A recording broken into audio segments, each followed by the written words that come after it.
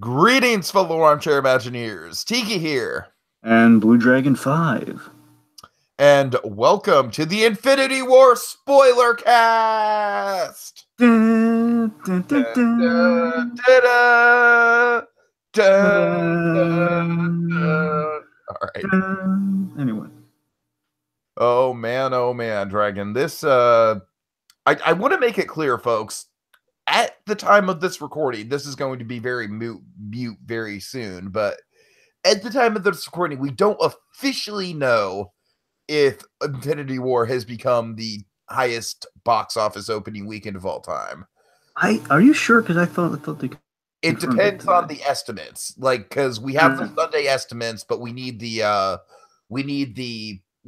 exact totals. Because basically, what happens is the estimates on Sunday are kind of like they calculate, they kind of chart out like how much they think it'll make based on the performance Friday and Saturday. And then they give, they kind of fill that in, but then we get the exact totals tomorrow, Dragon. So as of now, Infinity War and The Last Jedi are less than 1% away from each other in terms of opening weekend gross. And the calculation of air on the estimates is 3%. So go ahead. Another way of looking at it, at least something I think we can confirm at least, is that it is the even more, it's like a hair more than Justice League for being the highest grossing the most expensive superhero film ever made, and having recouped its money within the weekend. Nice. For Justice League, I'm afraid, did not fare so well. Womp womp womp. All right. Well, again, definitely not within like 3 or 4 days, essentially. Okay, Dragon. So when we first did our non-spoiler first reactions on Thursday night, I was very miffed on this movie because I kind of felt betrayed by the ending, as I famously played the Spoonie quote and everything. But yes. Would you like to know my feelings after a rewatch, Dragon? I really would, Tiki. I really would. Okay, so Dragon, I'm going to refer to The Last Jedi. Now, I'm on the side of people who loved The Last Jedi, and I thought it was crazy that anyone could hate The Last Jedi. Yeah? So Dragon, I'm on the side where now I'm kind of on the other side of the coin here, where I feel like Infinity War, it's... Dragon, I hate this movie. No, I'm just kidding. This is awesome. Yeah? Yeah. I'm sorry, Dragon. I'm doing a complete Deadpool-style fake-out on you. What, you mean on a rewatch you loved it? On a rewatch, I loved it. Yeah, I want to make it clear. I don't know exactly where this is going to place in my MCU rankings. As of now, I don't think I'm going to have it quite as high as Ragnarok, the Guardians movies, Black Panther. Like, I think it's going to be maybe, like, I don't want to give away my exact ranking because we are going to do a ranking video in the future. I want to say this is maybe, like, right outside of my top 5. I still have issues with the ending, which we'll talk about, but having seen the ending coming, obviously, it was a lot easier to swallow. There wasn't like that visceral, like, what? You cut to credits now? I'll kill you. You know what I mean? There wasn't that, that angry fan reaction. It was just like, I was able to kind of sit back and take the ending for what it was and take the whole movie for what it was. And I gotta say, Dragon, I don't think this is the most comprehensive and standalone MCU movie. I think this is basically MCU's equivalent to a season finale, if there ever was one. Where I think that's fair. You really have to be watching the whole thing to really get the most out of it. This is what people said Civil War was, in terms of you had to see every million. You can interpret what Civil War recaps things. In this case, you need everything to go into this one. And Dragon, I feel like this isn't the most comprehensive story. It's not the most. I definitely don't think it's the best team up movie in terms of giving everyone equal screen time. I have my issues in regards to the distribution of screen time throughout this movie. I'll say this much, and kind of as a thesis, the Russo brothers weren't lying when they said this was Thanos' movie. Oh my God, Josh Brolin, fuck, man. Rewatching this movie, Dragon, I think there's a case to be made that this is as good of a villain as Heath Ledger's Joker. You know what? I could buy that. I could buy that argument. I could buy it. I mean, there's just like, I feel like Heath's Joker is going to be more iconic because of the whole situation with his death and everything. Like, that's stuff of Hollywood legend at this point. But I just feel as an overall villain arc, oh my, like Thanos is haunting, man. And if you just sit back and take the whole movie as Thanos' arc, and Thanos is the hero of his own story, oh my god, this is a twisted, subverted, like, Dragon, this movie has way more balls than I gave it credit for the first time around. I'll say that much. I can vouch for that, because you really, that first time. The first time I was just kind of miffed on the fake kills, you know what I mean? But yeah, and also, folks, by the way, in case you couldn't guess from the title, spoilers, right? You know, you shouldn't be here. You shouldn't be spoilers in the Indy 500, folks. To kind of paraphrase Peter Dinklage in this movie, yes, that's what spoiler means. Did you not know?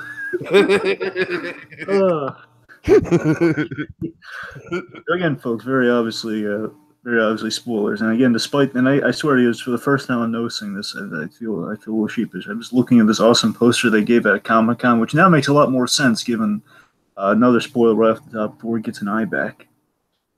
But not the eye. The eye thing isn't the thing as I noticed first. But here's the thing I noticed first is that Ant-Man actually was on this poster the whole time, looking on Tony Stark's shoulder right now. Oh my god.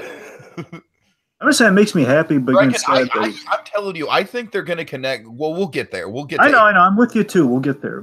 Yeah. I'm just saying I want to shout out like, oh my god, there's Ant-Man. Look at him on Tony Stark's shoulders. That's awesome. And yet Hawkeye's still in the corner like, hey guys, I got my bow and arrow.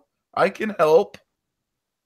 Clint's just like, he's just sharpening his bows like, oh, wait for the next one. Okay, anyway, here's my thesis. Like, hey man, I'm Korg. This is Make. You know, we kind of got out of the slaughter live. We're live. You want to go on a side adventure, mate? A little side story? Have a little 4-style side quest? Paraphrases Aquaman saying, Rock, I dig it.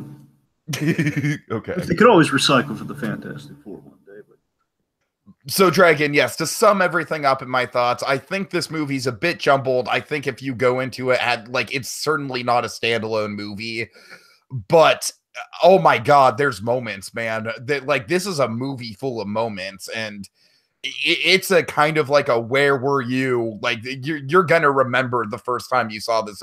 I really think this is the MCU's equivalent to Empire Strikes Back, and I don't say that lightly, Dragon. I say that because the ending is so polarizing that I really feel like this next, this wait for next May is just, it's going to be agonizing, man.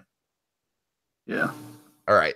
Here's my thesis. So, I love this movie, and I had a fantastic viewing experience with this movie. I mean, the theater was electric. Everyone was giving the same reactions. It was wow. Everyone had a very notable reaction during so many points in the movie. I think Doctor Strange got some claps. Oh boy, it was fun. That said, I've only seen this once, and believe me, I want to see it more. I want to see it a few more times, folks. But I definitely want to see it at least one more time. I'm planning on seeing it twice next week, but I'm just it's hoping that again, ticket sales being what they are, if there's any seats available, that's what I'm really waiting for, folks. I want to see it again. Trust me. Anyway, so in the meantime, though, again, this movie left such an impact on me. It's been replaying in my mind since I saw it. So I've been noodling this. I've been noodling the bold choices in this film. So again, I was in love the first time I saw it, and again, as breezed with the movie, I'm definitely thinking about it afterwards and kind of reevaluating and analyzing stuff. In this case, I was given a lot to think about. I came away with two big things. Tiki hit upon one of them, is that the Russos were hit with two big things in this movie. And I have all the Russos are definitely my favorite directors in the MCU. And these guys, they made my favorite Marvel movie, and they made films that are definitely within my top 5 or top 10. I mean, I love these guys. So I think they were faced with two challenges with this movie, and I love how they met these challenges. But these are the things I want to break down and kind of where we're going with all this. So one, how do you adapt and tell a story that a lot of people, all your comic fans, no one can probably predict what's going to happen. Again, oh my God, it's Infinity Gauntlet, snap of the fingers, all that stuff. Like, oh boy, what's going to? You can only. It's such a predictable. It's predictable in the broad sense. And it's like, how do you tell a story in a surprising way based on a very iconic story within Marvel Comics? That's one challenge we're going to see that they meet. Secondly, how do you sell a film? And this, I think, is the big thing the Russo brothers were kind of facing, and they I think, again, upon further evaluation, I think they handled it in quite the best way they could. And it's like something you're going to go back and forth on. But how do you sell a film that's not exactly a two-parter, but needs a sequel? That it's not an ending, but not for the at the very least, not for our MCU heroes. It's not an ending for them in this movie. It's not an ending for the MCU. For the original, But it's totally an ending for Thanos, though. Exactly. That's what I'm saying. Like, how can you, like, because at its core, I kind of hit upon this, that you can't do Infinity Gauntlet or Infinity War as like your part two, because we did all the Infinity Gauntlet stuff in this movie, and you can't just call the sequel, hey, Infinity Gauntlet again, the Infinity Gauntlet part two. You can't do it. You can't call the sequel Infinity War. You can't do Gauntlet then War, because the war was in the first part, because then the second part's not going to be a war. It's going to be like a retaliation. Mm-hmm. So the point is, they were kind of the Russo brothers, and I feel like the only one of two criticisms you can hand this movie, the main one being the whole, why dance around like the part one, part two thing that was announced and they backtracked on. And it's a simple fact. There's no easy way to describe this film to a newcomer. Just saying, well, it's a part one, part two, without really kind of giving justice to the whole Thanos being the star of this movie of it all. Basically, what they did is they played kind of a shell game of titles and marketing. They kind of sold it as, I can't put this on the Russos. I'm just saying they worked with the shell game of it all, where it's everyone's expecting this to be the ending of the Avengers, where they've already announced that the sequel is going to be the big ending. So we in our hearts we knew this wasn't going to be the ending to everything. Yet we all of our anticipation, we got psyched out of our minds for it being the ending. For Infinity War being the ending. And again, it's kind of like they never lied to us. It's not like a Christopher Nolan thing of like, hey, no, Talia's not in this movie at all. Oh God, it's not that sort of. Here's the thing, T. At the end of the day, the thing I really want to explore with this is that they had a really clever shell game that you're not. It's like you got angry.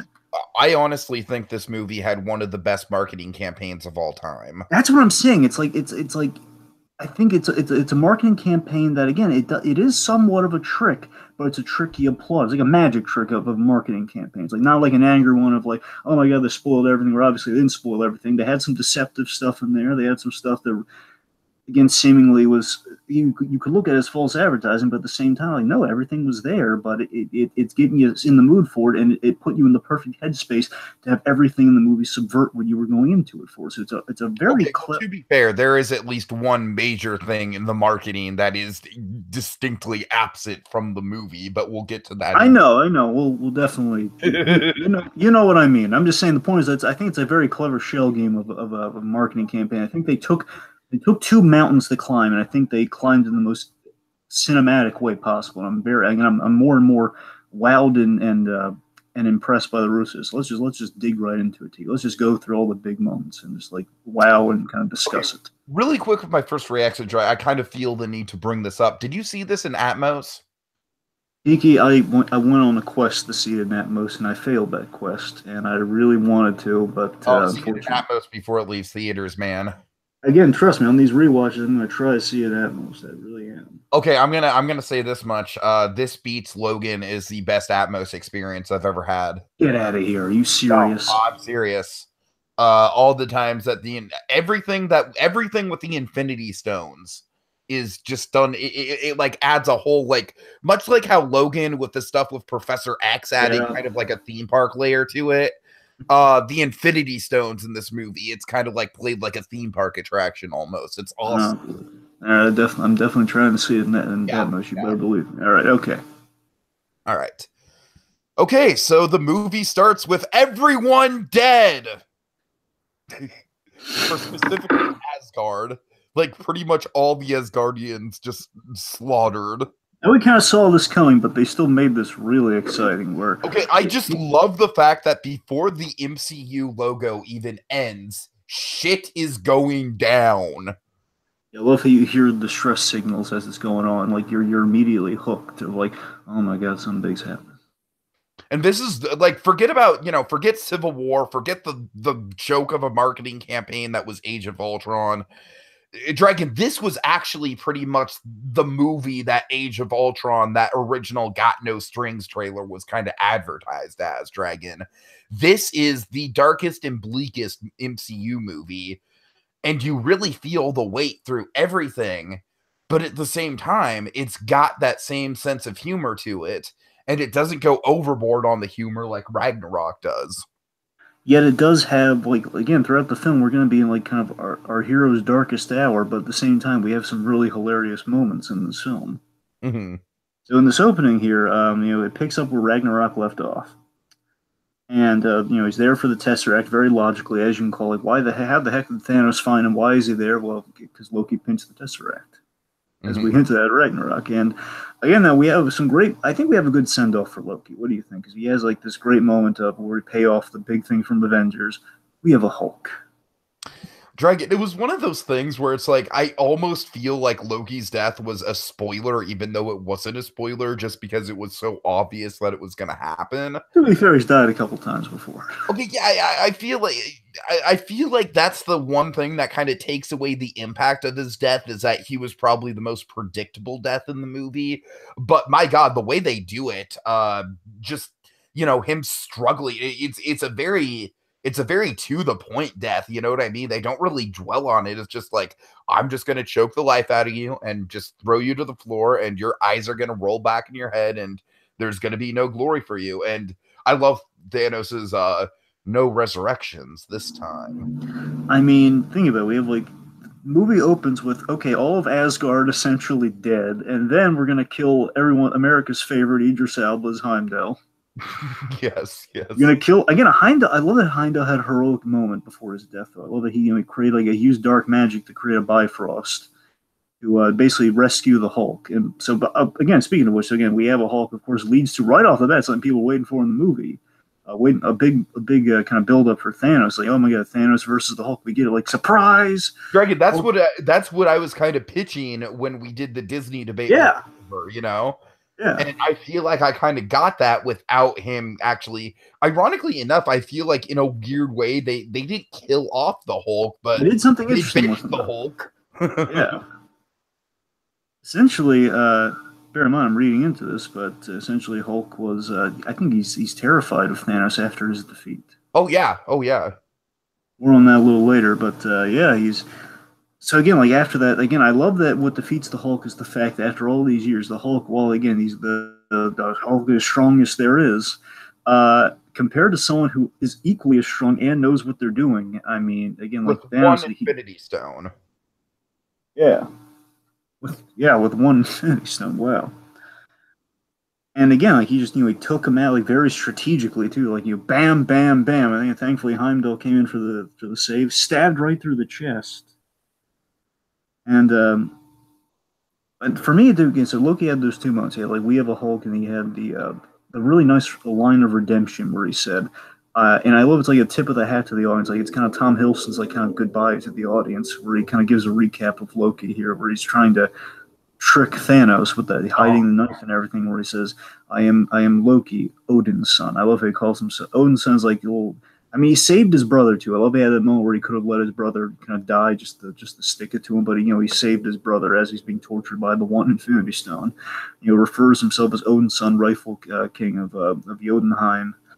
And again, his death at the hands of Thanos. Again, I literally by the hands of Thanos. Not just like he was stabbed. And again, as Tiki said, he's the guy has the life choked out of him. It's like kind of the ultimate shut up Loki moment. And then the ship blows up, and we have a huge moment. Tiki, I love this moment, and I'm going to say this. I'm going to mention this throughout the conversation all over this thing, but I want to make it clear. I'm not comparing this to the book, but I'm just highlighting how we pull awesome moments from the book and put them in the movie. Where Dragon, I think this is the best adaptation of a comic storyline that we've seen so far. It's very fateful, but at the same time, it takes the liberties that we expect an MCU movie to take. Yeah, like there's no Adam Warlock. That's an obscure pull. Oh, but Adam Warlock, he's not in this movie because James Gunn wants to do some cool stuff with him, so he's not there yet. But, who knows? The point I is, was hoping for a Silver Surfer cameo, but I guess that was wishful thinking. well, here's the thing, Tiki. Again, it's been a while since you've read the book. I don't know if you remember this or not, but here's a highlight right here. So the big moment from the book that really opened the book, and Doctor Strange. Again, we're gonna save a lot of our Doctor Strange stuff for another time here, folks. So Doctor Strange is gonna be a little minimal on here, but don't worry, we can give him his due coming up. But big moment from the book is Hulk crashes through the Sanctum Sanctorum, and he lands, warning of Thanos. Now in the book, that was the Silver Surfer who landed and crashed through the Sanctum Sanctorum and says, "Remember that? Yeah, of course I remember that." I know, I'm saying for you and the audience out there. Oh, okay, yeah. But again, it's a huge moment from the book, and again, it explains that shot from the, it definitely explains that shot from the trailer and gives. I think it takes the sand off like all the whole Bruce Banner Hulk thing, the Hulk reveal. I don't know. We inverse that, so it's kind of like we don't forget that. We do kind of a reversal of that in this movie, so that's kind of interesting. Wait, hold on, Dragon. We kind of skipped over one thing in the opening. Can we talk about Ebony Maw? Well, I thought we were going to talk about him a little. Well, we could save him for the next line of the movie, though. All right, hit him with the first line. Then. Hit him with it. Oh God, I don't remember the exact phrasing, but it's pretty much his catchphrase. He's basically just like, "Rejoice, for you are about to die at the hands of Thanos and become a child of Thanos." That's a good line, yeah. And I really love how Maw throughout the. I wish that Maw was. Basically, I think they made a mistake.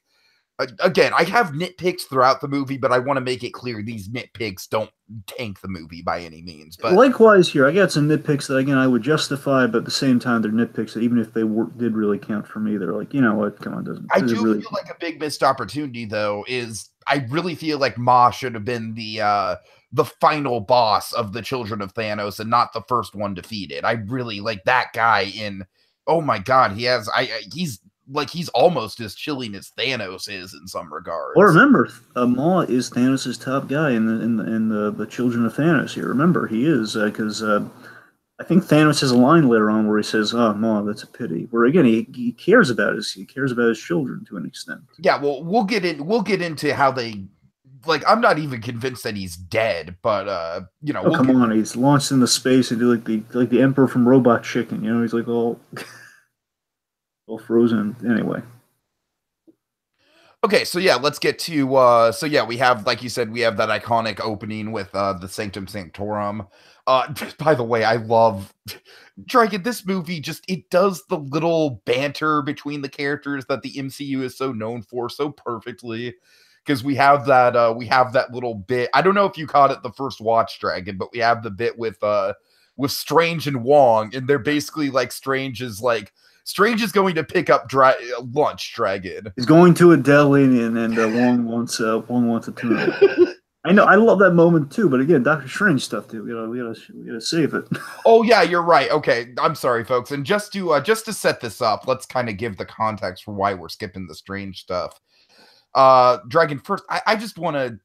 This must have been Jacob Gulliver's second Christmas. My God, I was so happy for Gulliver, all the awesome Doctor Strange stuff we get in this movie. Essentially, honestly, folks, we'll say this much, but you gotta be light on the Doctor Strange stuff, is that Doctor Strange is essentially, he's our main hero of the movie.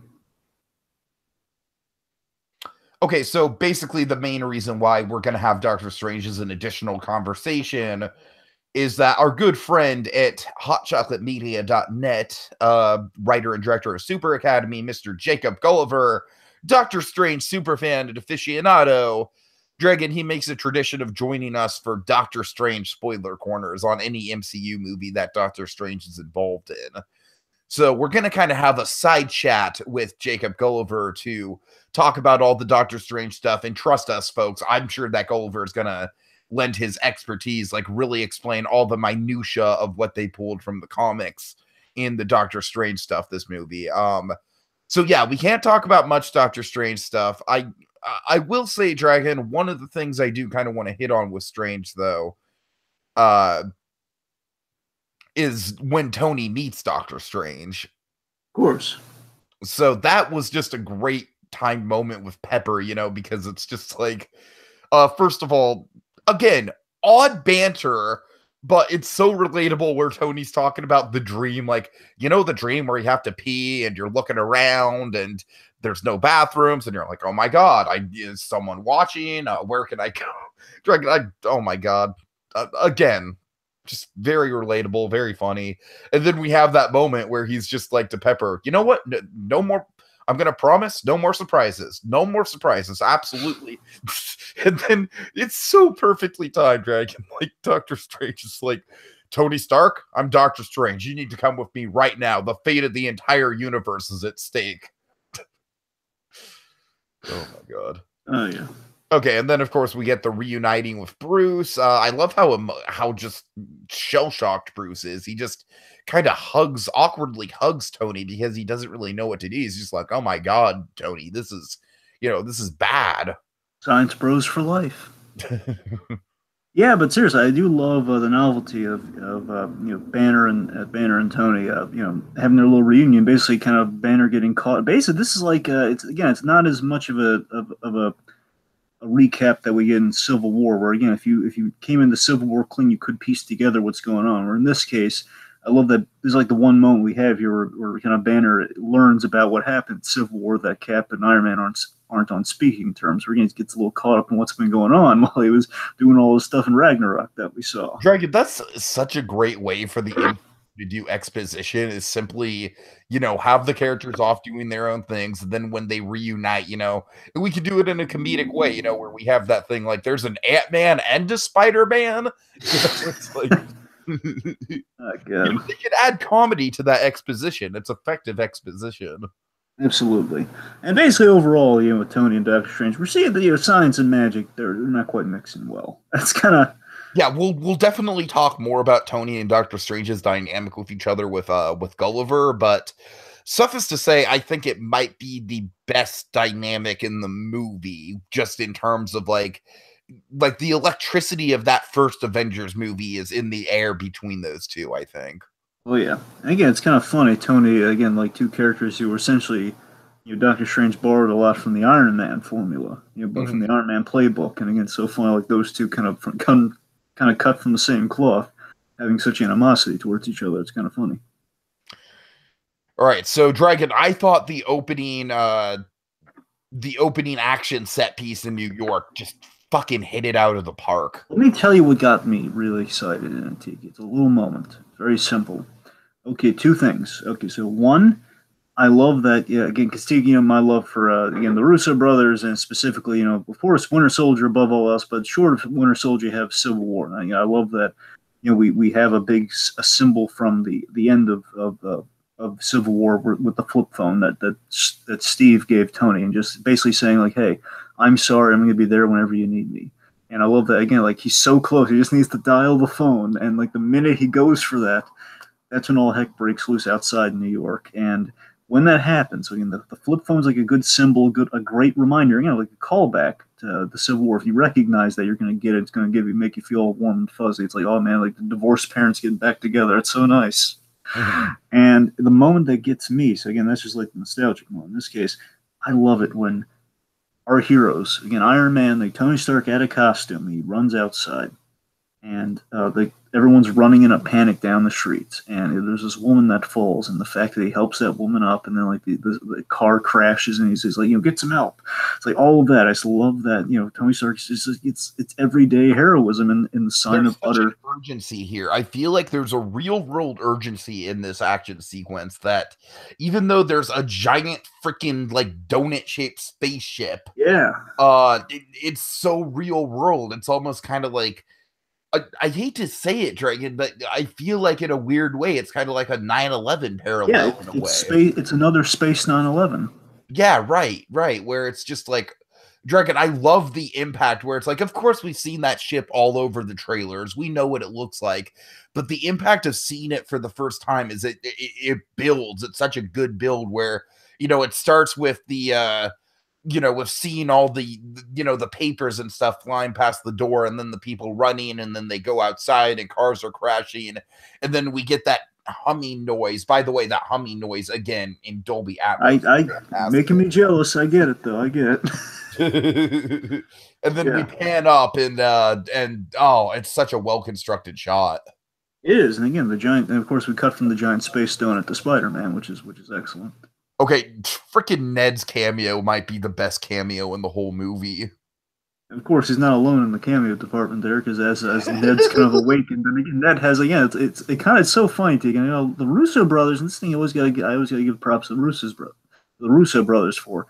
And of all the directors in the MCU, the Russo brothers are probably the most in tune with the audience, where like they acknowledge all the memes and basically all the plot holes that people call out in the trailers and everything. Where basically it's like, hey, how is Peter Parker going to get off this bus? Well, again, we saw there's like chaos going everywhere, and Ned says, "Oh my God, look over there!" They're all. Look how it's like Peter's like asking Ned to come up with a plan, and instead Ned has like a gut reaction that happens to work. Exactly, and of course, in Stan Lee, he has his cameo in this scene. He's the bus driver. Have you guys ever seen a spaceship before? I love the idea, and again, it suggests that hey, maybe it's this again. It's the Watcher informant Stan Lee who has seen spaceships before. So, but even if it's not, it's even funnier. So, regardless, either way, it's a winner. Anyway, so let's see. So a couple things are just again, me, I love that man on the street heroism right there. And I love it's Tony Stark out of the suit helping people. And along with that, though, speaking of out of the suit, I love the bleeding edge armor so much. And and again, way better than Extremis. And again, the idea that he basically put an arc reactor in that an arc reactor with like a metal thing around it. Inside that metal thing around the arc reactor are nanites they're basically in Tony's bloodstream. Hence the bleeding edge, where basically he can form an Iron Man. It's kind of we'll get into it more later when we get to the planet, when we get to Titan. But let's just say it's kind of the ultimate symbol of Tony.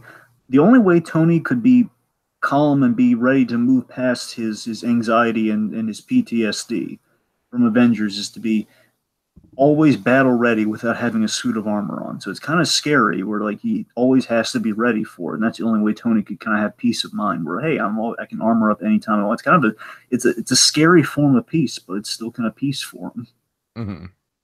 Anyway, so again, like the bleeding edge armor is awesome. And again, like, it was I love that essentially it's what we set up in Black Panther where the Wakandans got to this a lot faster than Tony Stark did. Where they have vibranium nanites, where Tony Stark has like nanoparticles. This is basically old tech in Black Panther. Yeah, it's like slightly different because I think it's like, and I think the idea, Tiki, is, and I could be again. We'll see. I guess maybe on the commentary for Black Panther or something. But I imagine Ryan Coogler's going to do a commentary on, and we don't know. The point is, somewhere, if not a sequel or anything, we're going to find out that Tony's behind on the technology, and that's why he has to surgically implant it. Because if he were really as ahead of the curve like the Wakandans, he would have put it like on a necklace or something. If he knew, it's a thing. I think he had to surgically implant that because he's not as smart as Shuri. I think that's what they're saying there. Right, exactly. I love that. That's just me reading into it. I love my own headcanon on that. Maybe that's like the closest thing we get in this movie to Shuri and Iron Man interacting, and you know how much I wanted that. Yeah, I know, but Tiki, I mean, we'll get there, and your rewatcher is going to help me on something when we get to the end. You're going to have to fill me. Okay, to be fair, I think Avengers 4, the Shuri and Iron Man dynamic is going to be kind of pivotal. Sure. You have to remind. I know, but you got to remind me. Like, okay, tell me this much. Shuri, she makes it right at the end. We don't see her, right? We don't see her. We don't see her. Okay. Yes, we definitely see. I was looking for both Shuri and Okoye. Well, and Okoye and Ubaku. Well, Okoye and Ubaku are definitely still there after the dissolve. Those two are definitely still there. I figured M'Baku was, but okay. But I actually wasn't sure on Ubaku. He was the main one I was looking for. Yeah, but the point is we don't see Shuri, so she's got a shot, and I'm hoping that she makes it. Anyway, okay. Dragon, I would be so pissed if Shuri was one of the ones who evaporated. I got like a whole story thing that we can infer on that later when we get there. When we get there. Anyway, so back to here. So of course we have this great Hulk's not showing up again, presumably because he's afraid of Thanos, which is an amazing idea, and I love that. And again, showing the two personalities of Banner, kind of. I love how each movie we're getting closer and closer to the Hulk and Banner being two separate entities, and I love. I'll bet you all of King Midas' silver that Doctor Strange is going to separate him in the next movie. I'll bet you all the silver in the world, Tiki. Anyway, so and of course Tony. So again, we have so many great one-liners in this movie. Midas silver. Yeah, King Midas is silver. I've never heard that analogy before. Is it Midas the gold guy? Well, he is, but I'm saying the silver. It's a dodgeball reference anyway. Okay, I'm sorry. Just that reference kind of caught my ear. I'm like, ooh, that's interesting. Yeah, it's Ben Stiller has that great line. I wouldn't sell my gym to you, LaFleur, for all of King Midas' silver. All right. Anyway, dodgeball references aside.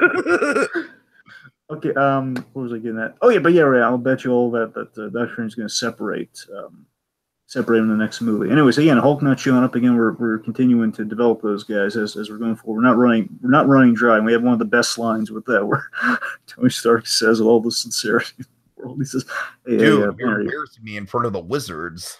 See, Tony Stark has like a few really great lines in this scene where he says that, and of course his barb at Ebony Maw is hilarious. And tell me you didn't laugh your head off in the theater. Dragon, that's by far the biggest laugh in the movie. I know my theater the crowd pleaser laugh in the whole movie, and the whole audience both time I saw it erupted. I'm with you there. Everyone, again. Here's the thing. I mean, to be fair, I think it's kind of a cheap shot, and it doesn't even really work because Maw doesn't even have a nose. But goddamn, it's so funny. Yeah, if you look at him though, if he had a nose, it'd be dead on. You know, it would be. I know.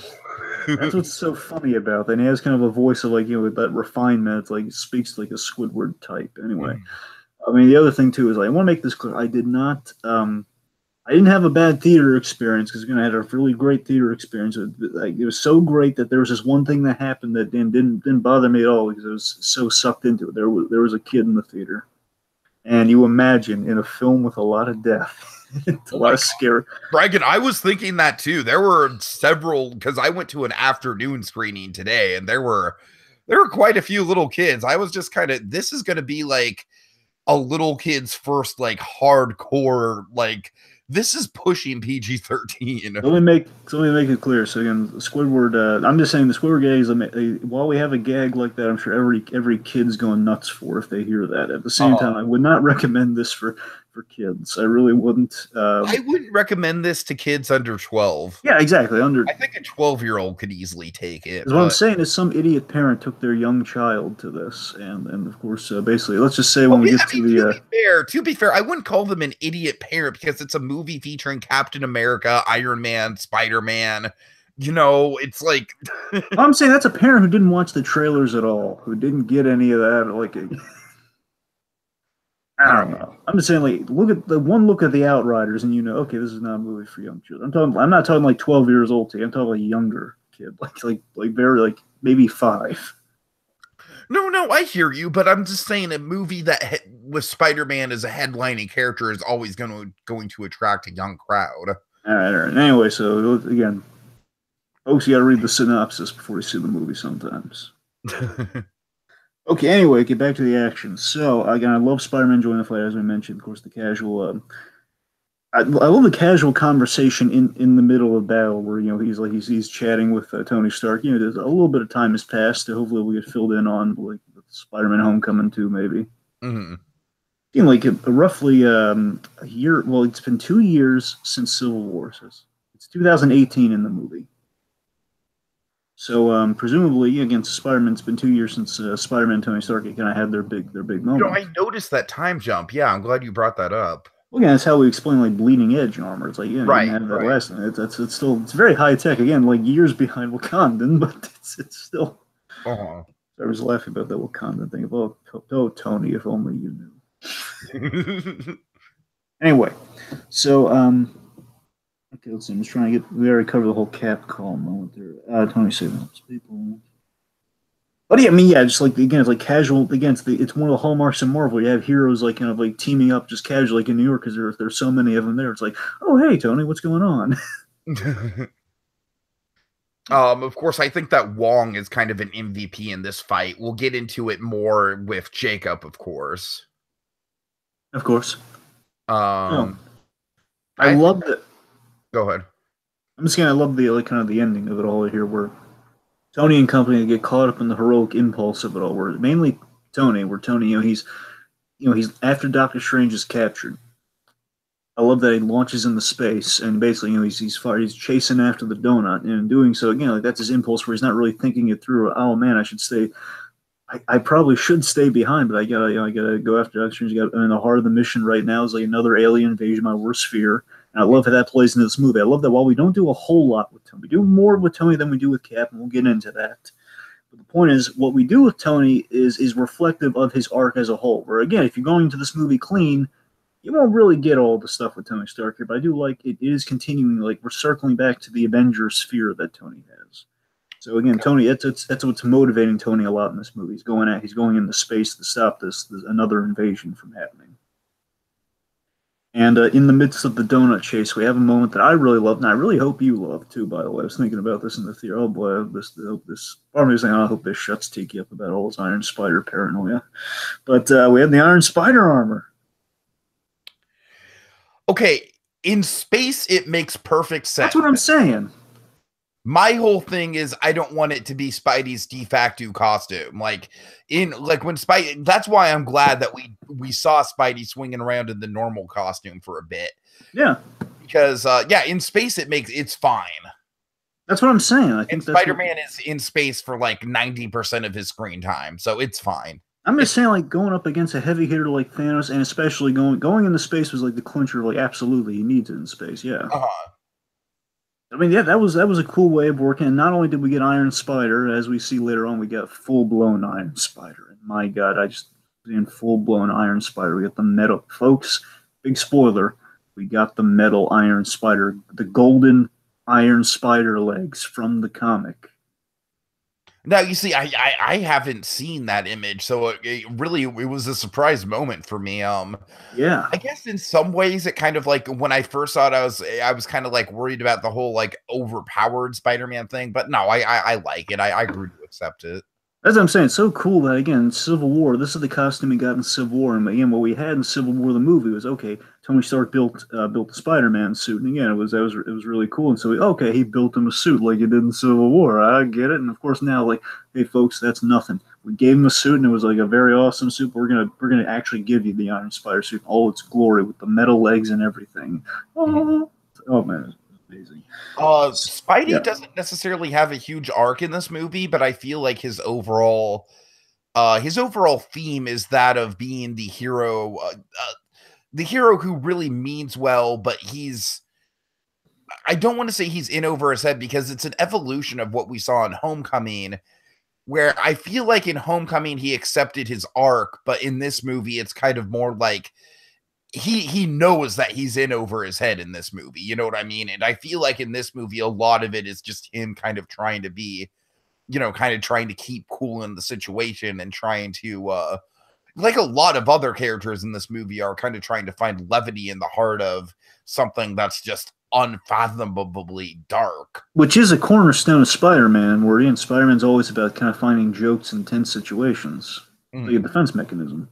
So that's, again, you're right. We would hit right on the money with Spider-Man there. And again, I love that, like Tony Stark, he had the same heroic impulse there, where he's going after the space donut too. And again, I like that we're reflecting kind of that mentorship in those two again.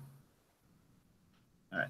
Okay, so one of the things I love about this movie is I feel like more so than any other Avengers movie, we get a great sense of the individual movies. Yeah, let's say this. So again, there might be some gripes with the editing, which we might have to get into, but on the whole, again, just like looking at especially that first viewing, I think this is such a beautifully juxtaposed and edited. Like we cut between our stories, and we keep building and building the tension of our story. We intertwine our stories so perfectly. Right? I love that. Okay, Dragon, let's just kind of speak to the editing right now, because this movie does jump around a lot. First watch, I was very concerned that it was going to be like a series of big moments, and I wasn't going to be able to follow it as much on subsequent viewings now that the big moments weren't going to be as impactful. But I gotta say, the one nitpick I will have with the editing is that we have a solid like 30 to 45 minutes in between when we see Spidey, Doctor Strange, and Iron Man. Other than that gap of seeing those three characters, because they are a crucial part of the movie, I think the editing is pretty spot on. I mean, I don't think there's anything wrong with it at all. I think that something like Age of Ultron is has much more messy editing, because Age of Ultron was like, in some ways it dragged, in some ways it went too quick, but well, okay, let me phrase it like this. I think the pacing in the editing in regards to the pacing is perfect in this movie. The editing I'm referring to is like how, again, like certain scenes were cut or either had false things filmed for the trailers. One of those two things happened. Basically, we're getting like those things we're kind of expecting in places that didn't make it into the final cut. And that doesn't bother. I want to make it clear. It doesn't. At the end of the day, it really doesn't bother me. I'm just saying I'd imagine that would be a gripe with the editing. But on the whole, though, again, it has that pacing, that that intensity that's building. Like, we don't really waste any. I don't think we waste any time in the editing. No, I don't either. Yeah. There is one storyline in particular I feel like could have been not necessarily cut down, but we'll get to it. It kind of feels like a side quest. Sure. All right, so let's talk about Guardians of the Galaxy. Yeah, this is what I'm talking about in regards to the good elements of this movie's editing. I love how we cut to the Guardians, and basically, Dragon, there's two moments where it just kind of feels like we're at home. The first being Guardians of the Galaxy. We start with an 80s pop song. It fits so well. And then the second big moment is the Wakanda reveal, where we get that pounding music, that, because I saw Black Panther 4 times in theaters, so that music's just ingrained in my head. I love how each character's music comes into this movie. Yeah. So with the Guardians of the Galaxy, I love how they're revealed with the Rubber Band Man song, and there's some really important character notes to hit. There's Drax is asleep, Rocket's bored.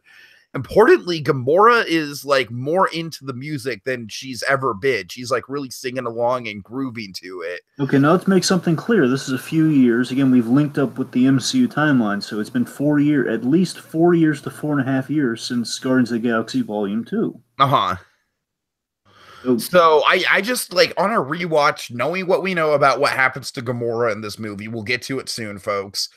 Oh god, just seeing Gamora just so in tune with Peter's music and everything. It's a small detail, but I feel like it's kind of a foreshadow of, like, yeah, bad things are going to happen to Gamora. I tell you, if anything, God forbid, if anything ever happens to James Gunn, I hope the Russo brothers can take over Guardians. I really do. I just think they did a great job. Yeah, I think I don't. The thing with the Russo brothers is I don't necessarily want them becoming like the de facto Guardian, the de facto MCU directors who direct everything. Oh no, I don't want that. I'm just saying I think if that was the case, then we wouldn't have like the Taika Waititis of the world who give their own unique flavor to things. But sure, I'm just saying for like the events and perhaps again, like honestly, the characters they worked really well with, like Doctor Strange or the Guardians. I think those are examples of those are the characters they also did really an outstanding job with. Like I wouldn't mind seeing a film with those two characters done by the Russos. But I take your point. Obviously, I don't really see like a Black Panther movie with the Russos anytime soon. Nothing against the Russos. I'm saying it doesn't really seem like kind of their groove there. Yeah. But I mean, yeah, man, I love how we've continued the Guardian story. And again, I love the Gamora Star-Lord relationship. And although we've advanced that, and that's wonderful. And again, we have like all the fun and the kind of all the hallmarks of Guardians of the Galaxy, and it doesn't feel like someone trying to replicate Guardians of the Galaxy. It feels like Guardians of the Galaxy. Yeah. Let's say we have the windshield gag where again, like they find. So they're in it's a really dark image. Like, oh my god, all these floating Asgardian dead bodies. Like it takes on a darker context than what was in the trailer because there's like all these bodies floating around. Yeah, and then of course, they bump into Thor. Get it! The sun's on the windshield. Use the wipers. So Rocket Raccoon is amazing in this movie. We can say that much. Oh my god, he's so delightful. And I loved again Drax. I think we had a perfect balance of Drax. We got the drama of Drax as well as some hilarious lines where so they have Thor's body, unconscious body in the Milano. And Drax is kind of having a love fest for Thor. Yes. Or he's saying, "This isn't a dude. You're a dude, Quill. This is a man. He's man. An angel meets a pirate." That was an amazing line. So I love that Quill developed. So how did you feel about Quill's inferiority complex with the Avengers? I it was great. And I also kind of like how we addressed that. Yeah, Chris Pratt kind of looking a little chunkier than he did in Guardians of the Galaxy 1. Yeah, well, I think it's just them making a reference to the whole like he got in shape for Guardians. I don't think he's actually starting to get chubby. I don't know about that. But I mean, yeah, man, I love that. It's kind of Star-Lord's kind of feeling a little less special now. There are more humans from Earth that are around the Guardians. It's kind of making them feel a little inferior. Like, and not only that, they're gorgeous. Look at them. Right, right. This guy, and there's a guy who's like essentially he's he's a RoboCop to the Peter Quill equivalent. Be he's RoboCop with Iron Man. Okay, let's see. Now this is great too. I love that. Like I said, after Thor wakes up, and again, Star Lord's feeling a little inferior, but I do love that Thor. I love that scene of Thor relating to Gamora about the whole sibling family. Yeah, because it's a great kind of misdirect because you think he's like gonna go at her because of Loki, but no, it's like he kind of we address Hela in the movie, which I like that we at least address her. There were theories that Hela was going to be Lady Death Dragon. I'm going to say this, surprisingly, I think the Thanos arc works just as well without Lady Death involved. Yeah, let's address this real quick. So here's the thing: a lot of diehard Thanos fans they love the movie, but they're saying, that's not Thanos. Again, I'd say, I mean, look, we don't know like 100% of Thanos' background, but regardless, I think there's a lot of Thanos in it. We just made him a little bit more interesting on the screen. We basically inserted Gamora into the death goal set in this case. And I don't think it was a bad choice. It's different, but again, it has a very profound effect as the whole love story with Death does. Mm-hmm. But one thing that bothers me about that though is that we don't have Death in Deadpool because again, presumably we're going to do it in the MCU, and now we just no Lady Death in the Deadpool movies. But it's a very minor. I don't care about that here. I'm just saying it's like I'm always thinking about in the Deadpool movie, But obviously the point is, but yeah, it's a great connector, and of course a great foreshadow about the complex family dynamic and Gamora's role in the story, which is excellent. We'll get on that more momentarily. So, and some other dynamics just to kind of establish them here. So again, Thor and Rocket get along famously, and I love that. Thor is getting along with the rabbit and the tree. Groot is I just love how aggressively they're just sick of Groot shit at this point in the movie. I am Groot. Hey, watch the language. I'm gonna go over there and smash that thing into a million pieces. I love that Star-Lord's the nice dad, and again, Rocket's either the uncle, the older brother, or the bad dad. I love it. Again, Rocket fits a couple molds there because I always read it at the end of Guardians Volume 2. I always read it that Quill was the dad and that Rocket was the older brother. But in many respects, I don't know. You can always see this. James Gunn sees it that Rocket's like the grumpy dad. That's how James Gunn sees it. So. Right. But yeah, it's great. So yeah, I love that. And here's what I want to acknowledge this with the whole Rocket. I think this is why Rocket really takes the Thor fast. And like Rocket would never admit this, but I think Rocket sees Thor as broken, like himself again, physically with the eye and everything. But again, broken after all the things that he's lost. He's lost his people. He lost his legacy. He lost everything that kind of made him special. And I think he sees kind of that broken quality that Rocket sees in himself, especially from the first Guardians movie. Remember kind of that whole, he's been taken apart, put back together. And again, that's why I think that's what motivates the eye gesture. Speaking of which. I'm sorry, go ahead. Speaking of which, just wanted to rant about this. The eye thing, again, it's another shell game where, again, I'm looking. I can't tell you how much I agonized over finding the perfect shirt for Infinity War. I was convinced that, Taika Waititi screwed over the marketing department because now they have all this merchandise with Thor without an eye patch. Of course, in this movie, we give him the robot eyes. I just feel dumb that I never put the pieces together on this because we knew that Thor was going to be with the Guardians of the Galaxy, and of course, Rocket has this fixation on disembodied, like body parts and stuff. So because you know what I thought again, I think I told you this. I thought it was gonna be like Rocket was gonna try to steal his metal eye patch or something, try to hawk it, and I never thought about him putting an eye in there. So, I mean, yeah, but it was a nice gesture, and again, I think it's a nice underlining, it's nice. And of course, undercoat, you're probably gonna wash that first because I was keeping it. Anyway, all right. So again, in Rocket's clunky way, he fixes him with that eye. So it's kind of a nice little character thing, kind of bonds them together. So again, Thor and Rocket, that was an A+ pairing right there. Okay, let's go with the other side of our Guardians here. Let's get to one of my favorite scenes in the movie. Let's get to the nowhere scene.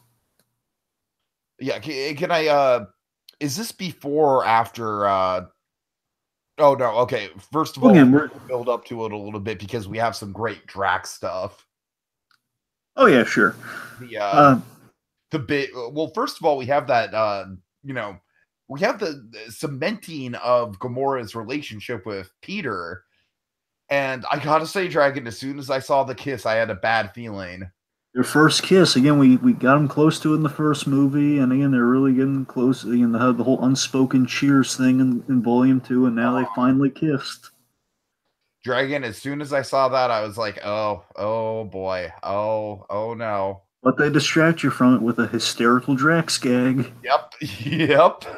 I laughed so hard at this, and Dave Bautista, oh my god! A part of me hopes he never goes back to wrestling because I love him as Drax so much. Where he's eating, it's like eating this little snack bag, and just like, I love we reveal him standing. So I love. Here's the thing: I bought into this at first, but then they make it really funny. Drax says that he's been saying, dude, what are you? How long were you staying there? An hour? An hour? Seriously? And Drax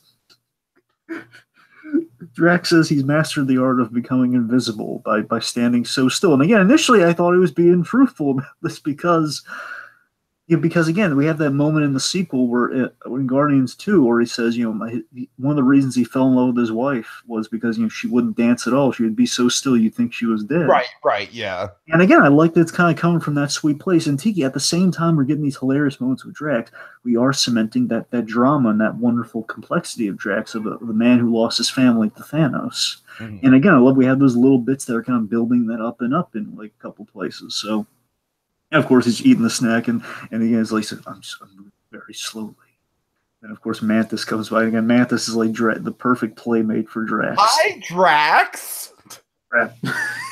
Can I just say, Dragon, I think out of all the characters, Mantis was kind of like the surprise MVP for me, where I wasn't expecting anything from her, but she was involved in like some big laughs and a couple important moments. So, oh, of course, yeah. I mean, she has that. Basically, she's trying to pull what she does with Ego later on. Mm-hmm. So yeah, we have a very important moment where Gamora makes an Tiki. I love this moment, but more so, I love the moment that this connects to. That's one of my favorite moments in the entire film. We're leading to here, where Gamora makes Star-Lord makes Peter Quill promise, swear on his mother's life, and she knows out of all the people in the Guardians of the Galaxy, she knows the impact that Peter's mother had on him. So she knows what she's asking with that. That if it comes between her and getting in the clutches of Thanos, Peter is going to have to kill her. And again, Peter doesn't want to make the why can't we ever have like a nice conversation? Why is it always got to be like the death option with you? But my God, it's set up for a big moment. Now let's talk about okay, so two things. One, let's talk about the Reality Stone. Okay, so I love the Reality Stone, and it kicks the crap out of what they did with it in Thor: The Dark World. This is how the Reality Stone should work. Because Thor: The Dark World had the Reality Stone there, but they used it. And, like, the only reality bending we have is like we had floating in portals. That's all we had. There's this far more cool and clever and trippy, where we can like basically we can impact reality, have a lot of fake out moments, and of course, fucking bubbles. Exactly. Seriously, I love the bubbles, and I think that's from the book too. I think the bubbles moment where you basically can turn like firepower into bubbles, and those at the very least it's a Watchmen reference. The whole you could have turned the bottle into darn snowflakes. Mm-hmm. Like stuff like that. It's again like we're using the Reality Stone because I was so fascinated to see how the heck are they going to do Reality Stone after they kind of did it weirdly in Dark World. They did it right here. Dragon, when Drax gets like sliced up into all those pieces, that was one of those moments where I was like, oh wait, what? Yeah, that was again. Thank goodness, and I have a theory that Tiki, because we don't have the soul gem at that point, I think that's why that doesn't take. That's my theory on it, because I think again we'll get into it. Let's just say I think the soul stone is the key for everything to work on the gauntlet, essentially. But also, can we just talk about how awesome Benicio del Toro is in like the minute and a half of screen time he gets? Yes, I mean, oh boy, he's one of Bravo! So, well, tell him what happens with with the Collector.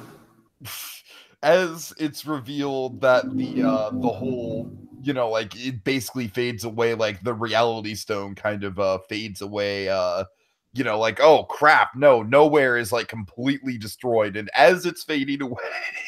Because it seems like Thanos basically seems like we ended the movie early, where Gamora she kills her evil stepfather, kind of stabs him. Also, fantastic bit of acting from Zoe Saldana, where she's really torn up about it, and you really feel the emotion there. And then before we go any further, I got to put a pin in the collector thing, because we got to talk about the flashback before we go any further. Sure, I mean it's really you can pretty much infer everything you need to know based on the trailer, but I love the balance speech with the knife. It's riveting to understand how. I think it's pivotal to understand how Thanos sees himself from this flashback, and I think that's like the added thing after this. I think it's just the tenderness outside of the image. We really get the image in the trailer. Here we get kind of the cadence and the softness in Thanos' voice. This is where Josh Brolin, I think, really. Josh Brolin said that he loved. Oh God, he knocks it out of the park. Yeah. Brolin says he preferred given this and Cable. I'm not saying this disparages Deadpool 2, but I'm just saying that between this and Cable, he loved figuring out Thanos, and he loved kind of the complexities of Thanos. So in doing so, that's why he loved like moments like this, where again you see that this love of he has a love of Gamora over a love for death, and we kind of see that visually here, where again he wants to save the world by cutting the population in half to start over. Again, he sees this as a way of of helping the world, because again, as we're going to learn from his planet, his planet depleted itself of resources because it was a moon, essentially. People living on a moon where you're going to run out of space, you're going to run out of resources faster.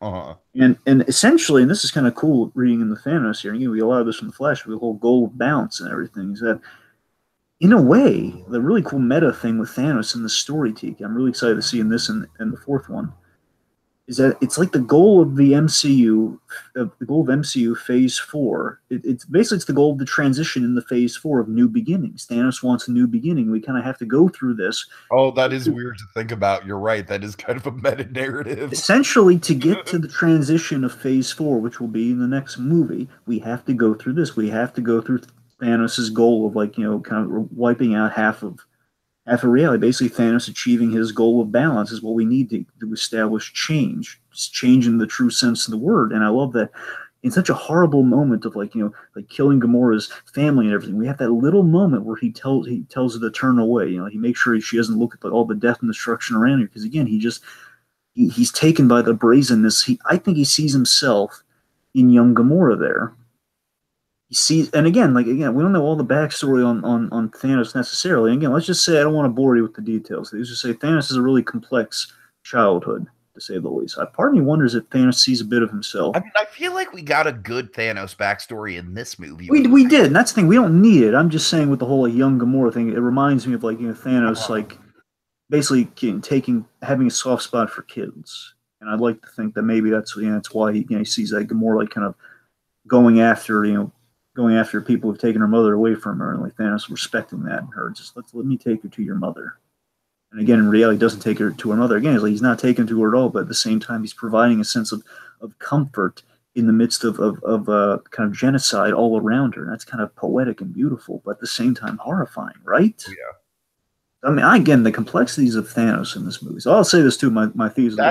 Those are the kind of things that make me say that he's better than Heath Ledger Joker. Well, you're right there. I think here's the thing. An argument I think you have, Heath Ledger has kind of the acting, maybe there's an argument with the acting for Heath Ledger, but there's an argument for the writing on Thanos. Perhaps it's like something like that. They're equal on that level for each of them, I mean, honestly, like Heath Ledger's acting is definitely iconic, and it has the benefit of not being behind the motion capture and the CGI. Like we see the dude's real face and everything. That mixed with, like I said, the Hollywood legend of Heath Ledger's death and the role consuming him and everything, that certainly adds to it. But I don't know. I really do think Thanos and Joker are going to be kind of the big, like, people are going to argue this for a long time. Yeah, well, let me kind of make it more Marvel centric here and say this, because this feeds into my favorite moment that follows this scene right here. So, okay, I think with Thanos, again, I'm still feeling, even after that first viewing, guys, I'm really feeling that Thanos is, again, he's my favorite of the MCU villains, and he's for the cinematic equivalent of the MCU. I feel he's the Kingpin equivalent from basically he's the big screen version of the Kingpin. Who's my favorite MCU villains. I see a lot of Wilson Fisk in this performance in the best of ways. Cosmic scale. That's what I'm saying. He's like and seriously, even look wise to at certain points, he's kind of like a cosmic Wilson Fisk, and I love that. I mean, he is kind of like the bald guy in the wife beater. That's what I'm saying. He's kind of got the. I mean, seriously, when you see like the scale of Thanos' head being held in front of her. Anyways, okay, so my favorite scene. This is a scene that cemented my love of Thanos, and this is a huge scene. I love this. One of my favorite scenes, if not my absolute favorite scene in this movie, is the boyfriend scene. So, and absolutely, this is my favorite Star-Lord moment in the entire movie. I love how Peter Quill is put in the position where he has to fulfill his promise to Gamora. Again, on his mother's life, he made this promise to her. And again, they have me in a vice on this Tiki, where, oh my God, I'm so emotionally invested in this moment where, oh God, Peter, he has to do it, but he doesn't. Again, he doesn't want to, and Thanos is kind of pushing and pushing. Again, first he has that great line, "You must be the boyfriend," and oh my God, to get that fatherly parallel again with that wife beater and everything, we've been kind of seating in there. So again, he's holding her closer. He says he's encouraging him to do it.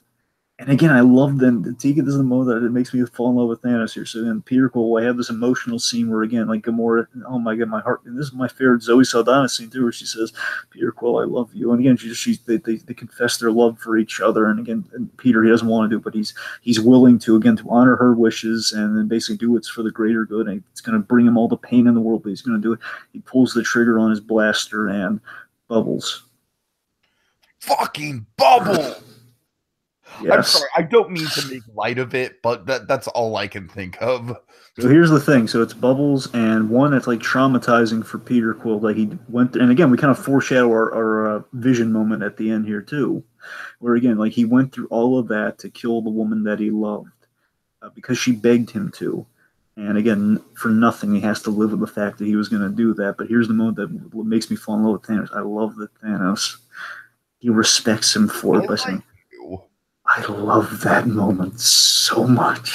That to you might have been your equivalent to the whole, like, I hope they remember you. Yes, that's my, yes. That moment is like, it's just showing that, again, it's showing the big appeal of Thanos in this movie that kind of speaks to the similar thing we got going on with both of our lines here. At no point is Thanos malicious to any of the Avengers. That's the thing. It's like he's so cruel and he's so vicious, but at the same time, he doesn't hold it against anybody personally. Mm-hmm. Essentially, what they did here is they did Ultron more menacingly. They did kind of the levity of Ultron. Like Ultron is. I'm sorry, Dragon. I like James Spader, and there's some funny Ultron moments, but Ultron is such a joke of a character compared to this guy. That's what I'm saying. I'm saying it's like Ultron done more right. That's what we kind of did here. It's like you take Ultron, you mix him with Wilson Fisk, and you do him better. Mm-hmm. That's kind of what you get here with Thanos, and I love the fact that again, it makes all the sense in the world. He would like Star-Lord because again, he kind of foreshadows what Thanos is going to do. Another line I really love at the beginning of this whole face-off is, "Oh, child, you expect too much out of him."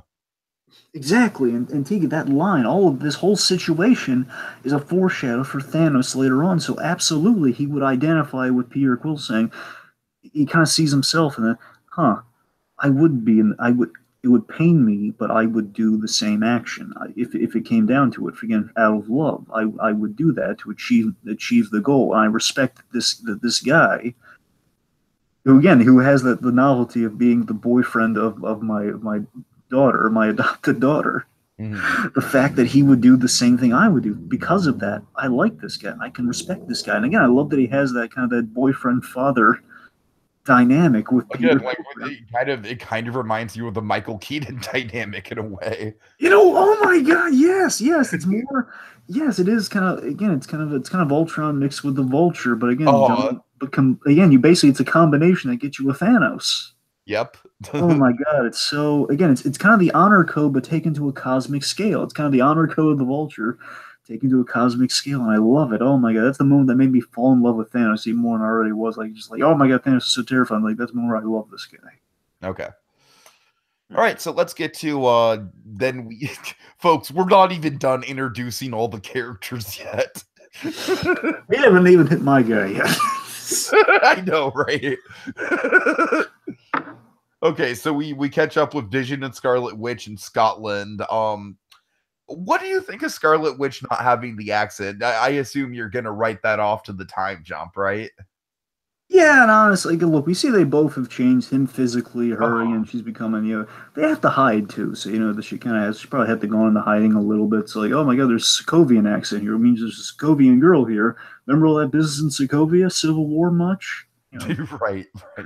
So, I don't know. It just doesn't bother me. Honestly, I don't care. Because, I mean, she was good in the role, like the romance. We continue again, the classic thing with Vision and Scarlet Witch, they're in a relationship, and that's great. And then all of that, I'm sold. I don't care about the accent, honestly.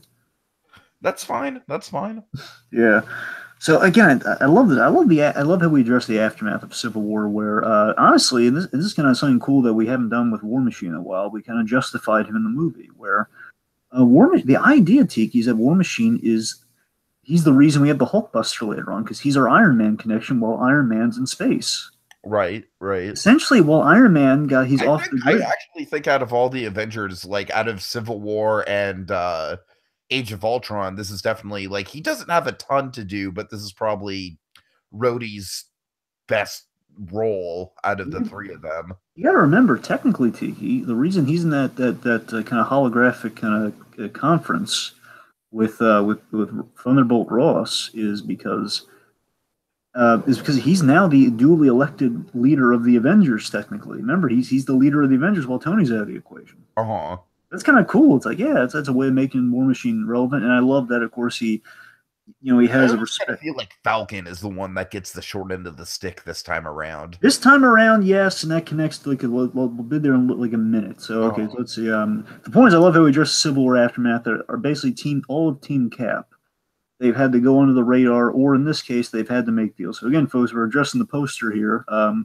As much as I love Ant-Man, I love Hawkeye, and I was really hoping to see him in this movie.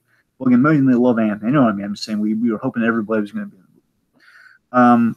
Unfortunately, they're on the movie, but again, it's for a good reason, and it kind of they were written down in a way that makes sense. What the hell could they have done with Ant-Man and Hawkeye in this movie? That's especially Hawkeye.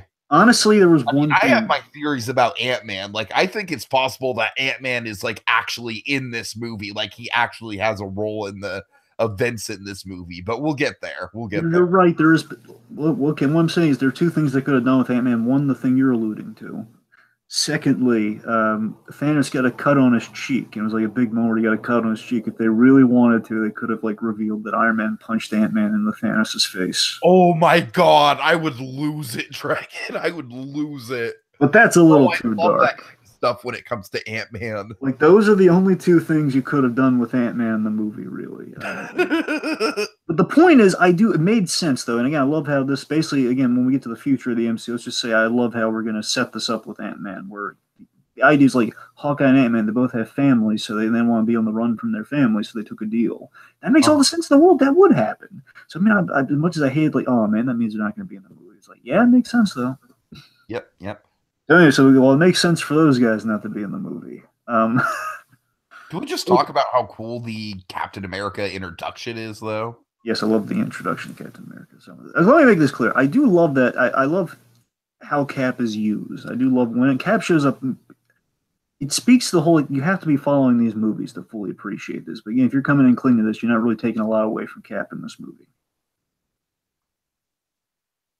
Mm-hmm. But yeah, again, Cap kind of comes in for the save against Proxima Midnight, who, by the way, Tiki, fun fact, Carrie Coon plays Proxima Midnight. Oh, really? Okay. Yeah. Oh, nice. Not only do we have a leftovers reference in kind of the third act of this movie, but Carrie Coon's in it. Oh, so much leftovers in the third act, Dragon. There's a huge one. There's a direct leftovers reference at the post-credit scene of this movie. Anyway, let's see. I mean, yeah. So I'm trying to see. So the idea is like the Vision. He's trying to the idea of Vision existing without the gem, like he doesn't. I'm sorry. Let me put up. There's so much going on here, folks. Just want to make sure we stay on. I'm going back to Vision. Let's talk about Cap. You're right. I don't want to dance around Cap anymore. So yes, you're right. The entrance of Steve Rogers is awesome. What really got me going, Tiki, is I love that we had a Winter Soldier reunion when Cap, Falcon, and Black Widow showed up. It's like, oh my gosh, it's like Winter Soldier. That's awesome. So that was cool, and they're all coming in, they're saving the day with the Avengers theme blaring behind them. But yes, yes, a million times, yes, they're taking on Proxima Midnight. Cappy grabbed the Triton. Oh my god, it was awesome. It makes sense that Bruce Banner, he called in, he called Cap's number, and he's saving Vision. The idea that Vision and Scarlet Witch, they've gone. Vision's kind of he's having rendezvous with Wanda, so because she's on the run, and basically Cap's protecting all the people on the run. So like he's checking in with everybody. So that's why additionally Cap is checking in on these guys. Mm-hmm. Makes all the sense in the world. And let me say it. Okay, let me try and see if I make my Cap statement. So, Cap, I think he has three really great moments in the movie. He has three great lines. One in relation to Vision is the whole "we don't trade lives" line. It's a great line. It's a great moment between him and Vision. That's kind of the Cap line of the movie. That's like the serious Cap line of the movie. Sure.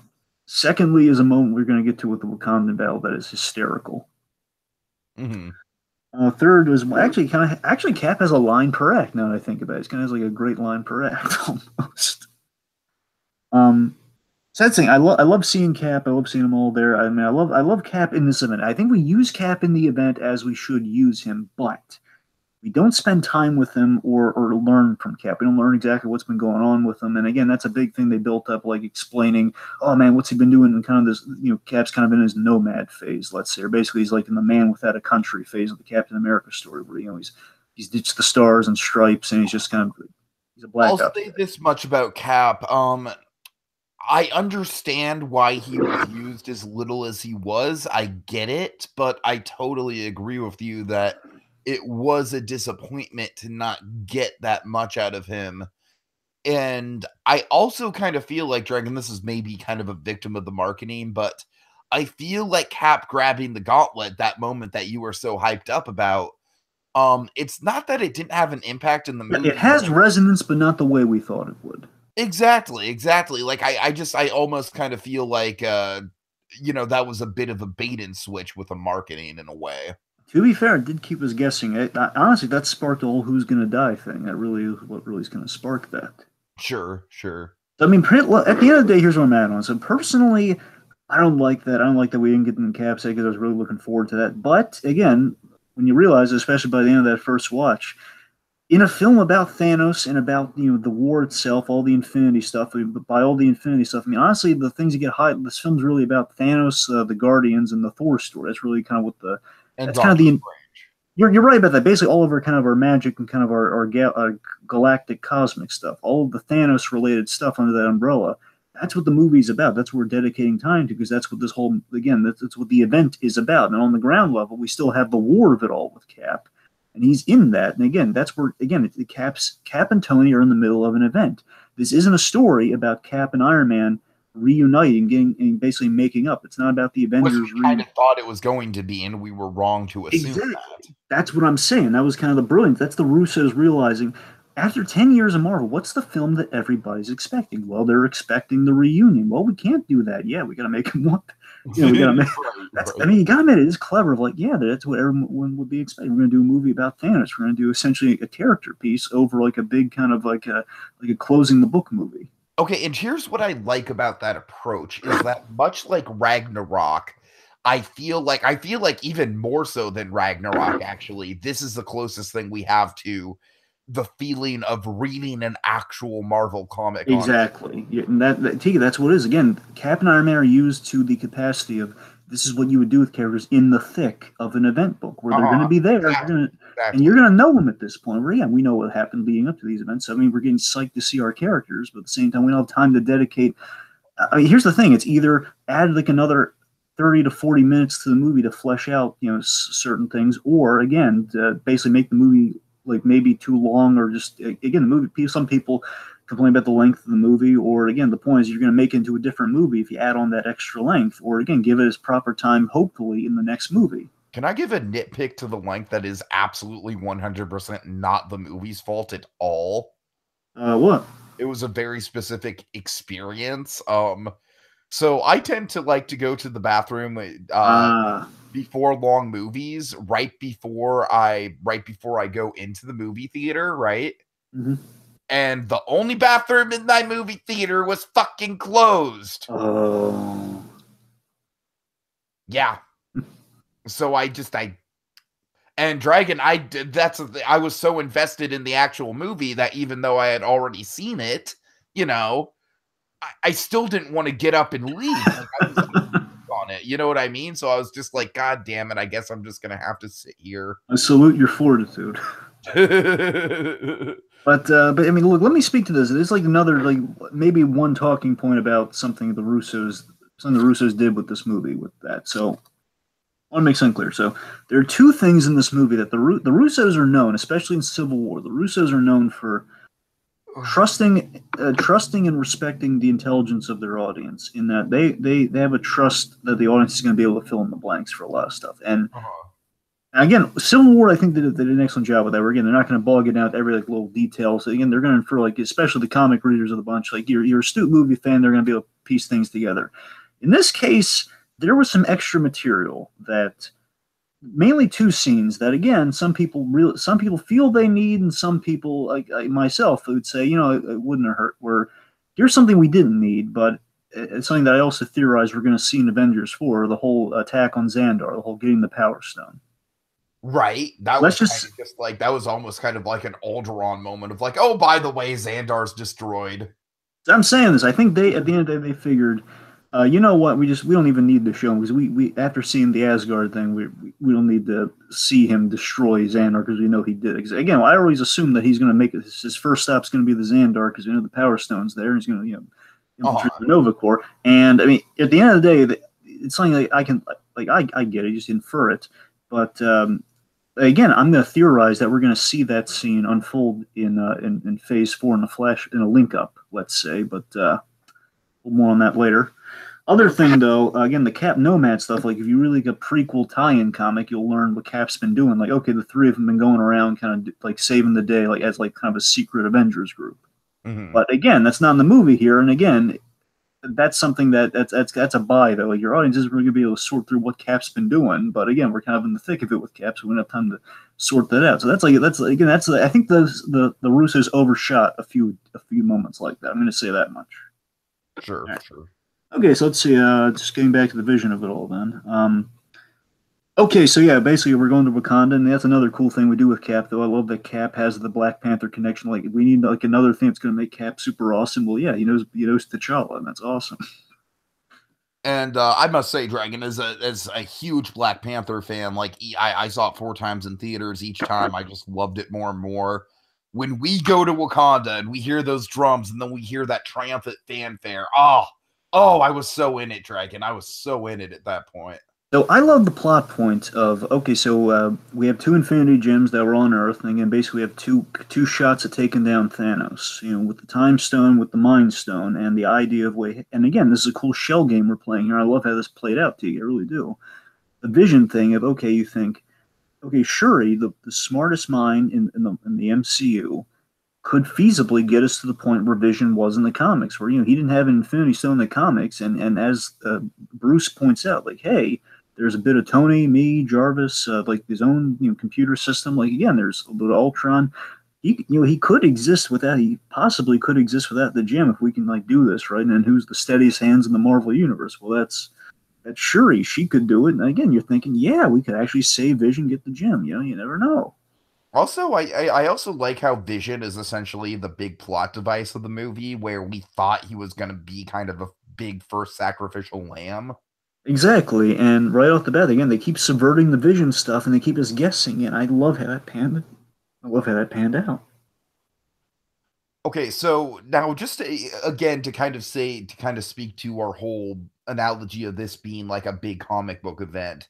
Yeah, I feel like all the side characters in this movie, like Wong and Ned and Ubaku and Shuri, while I would have liked to see more from all of them, there is literally no room in this movie for more.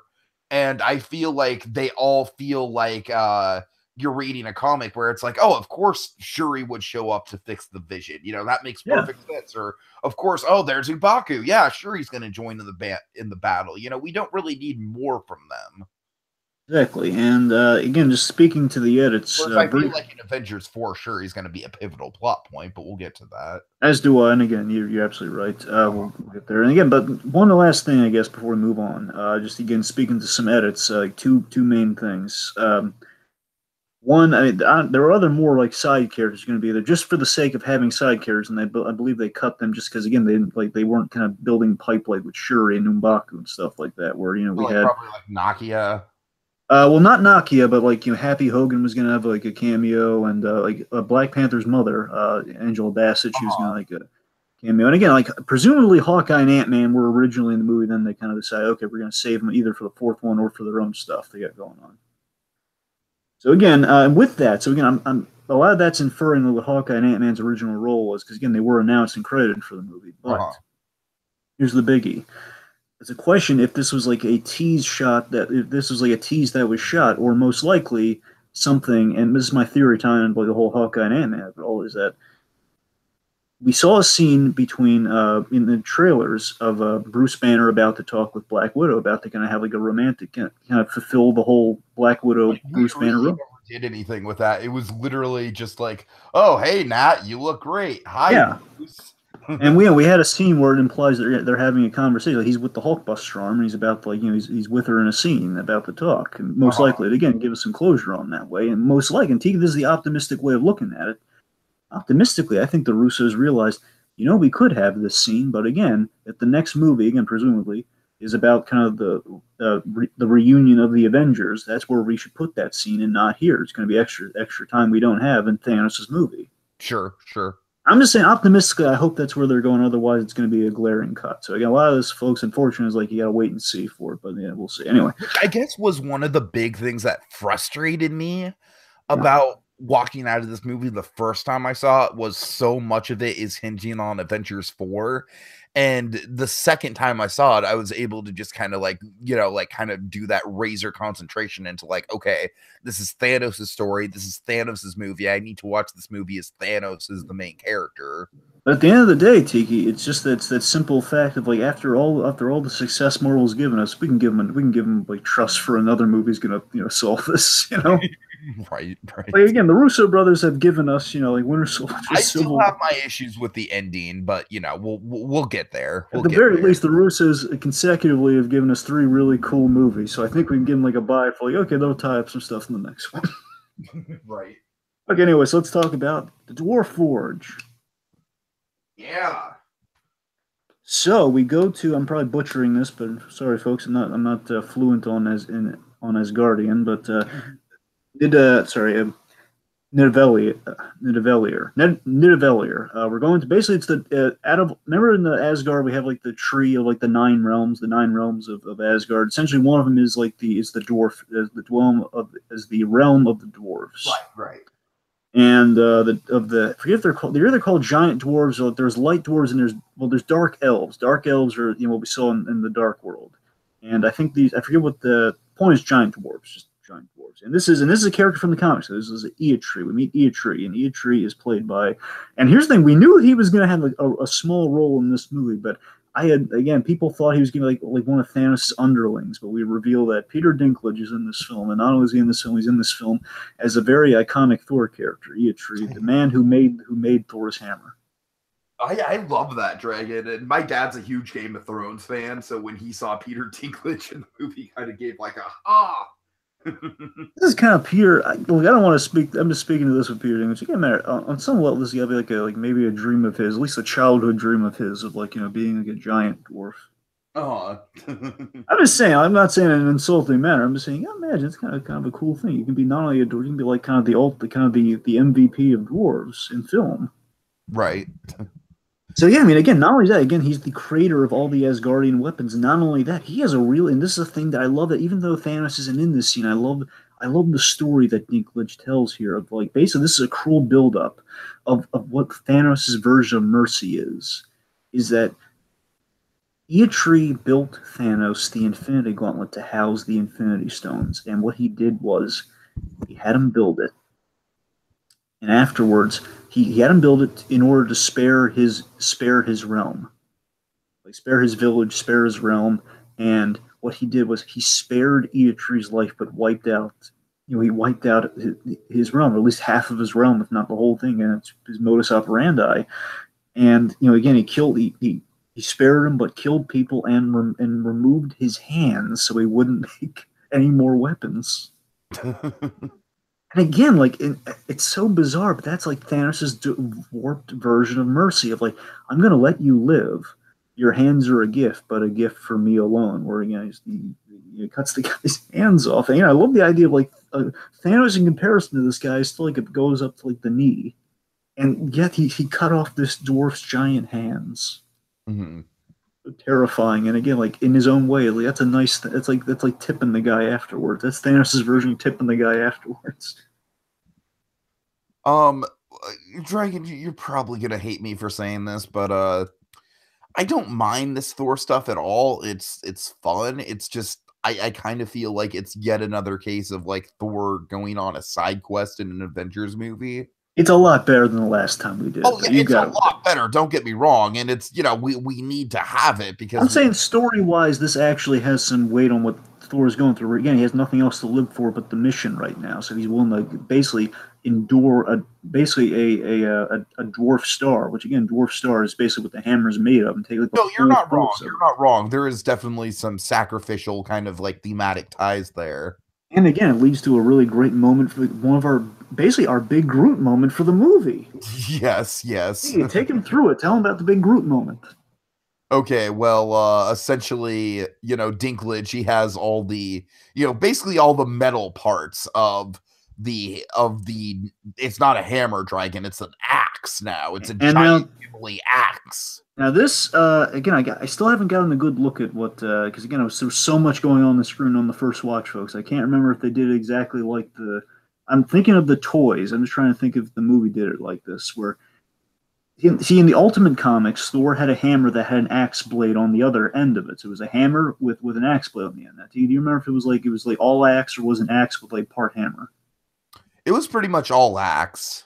Okay, well, yeah, either way, it's still cool. I'm just saying, like, it might have been like a nod to the Ultimate Comics where it kind of had both. And that's what I was thinking with the axe thing. Like, okay, it's kind of a new hammer / axe, but, either or. Point is, he's got an axe, he's got the axe mill, but again, Thor again, like, Thor's a god. He survived, being in space and everything, a big old Power Stone explosion, but he took the full power of a dwarf star, and again, like, right through him and around him, and my god, the man, he's toasted. So again, like, the idea is you get the Stormbreaker to him, like, like the hammer can kind of heal and kind of revive Thor. This other magical item's going to need to do that, but what's it missing, Tiki? It's missing a handle, Dragon. Of course, Thor can't grab a hammer or an axe, in this case, Stormbreaker, without a handle. It's no point. God. So Groot puts down the video games. Much like Mike Michaud puts down the controller in our hypothetical channel awesome pitch. Big moment. And Groot, in a really awesome manner, what does he do? He cuts off his own arm and sacrifices it for the hammer or for the axe. I gotta tell you, that is, technically it's wood, but it feels so darn metal, doesn't it? It's like, I'm gonna cut my own arm off. I'm gonna make a handle to save a freaking thunder. We know he can grow it back, but I'm just saying, though, it's pretty cool, though. It's like, hey, I'm an angsty teenage group. I'm gonna put down the video game. I'm gonna cut off my own arm. I'm gonna forge an axe of the gods that can kill Thanos, the guy who killed all of Asgard. I'm gonna bring back a thunder god who took a dying star to the face. Oh my god. And I'm gonna bring him back to life because I am Groot. Something like that. Okay, I think we should hit two things that happen before they get to the planet, though. All right, what do you got? One of them is a very quick banter gag. I love that Thor took Groot as an elective. Did you catch that, Dragon? I'm sorry, Thor took Groot as an elective? The language of Groot.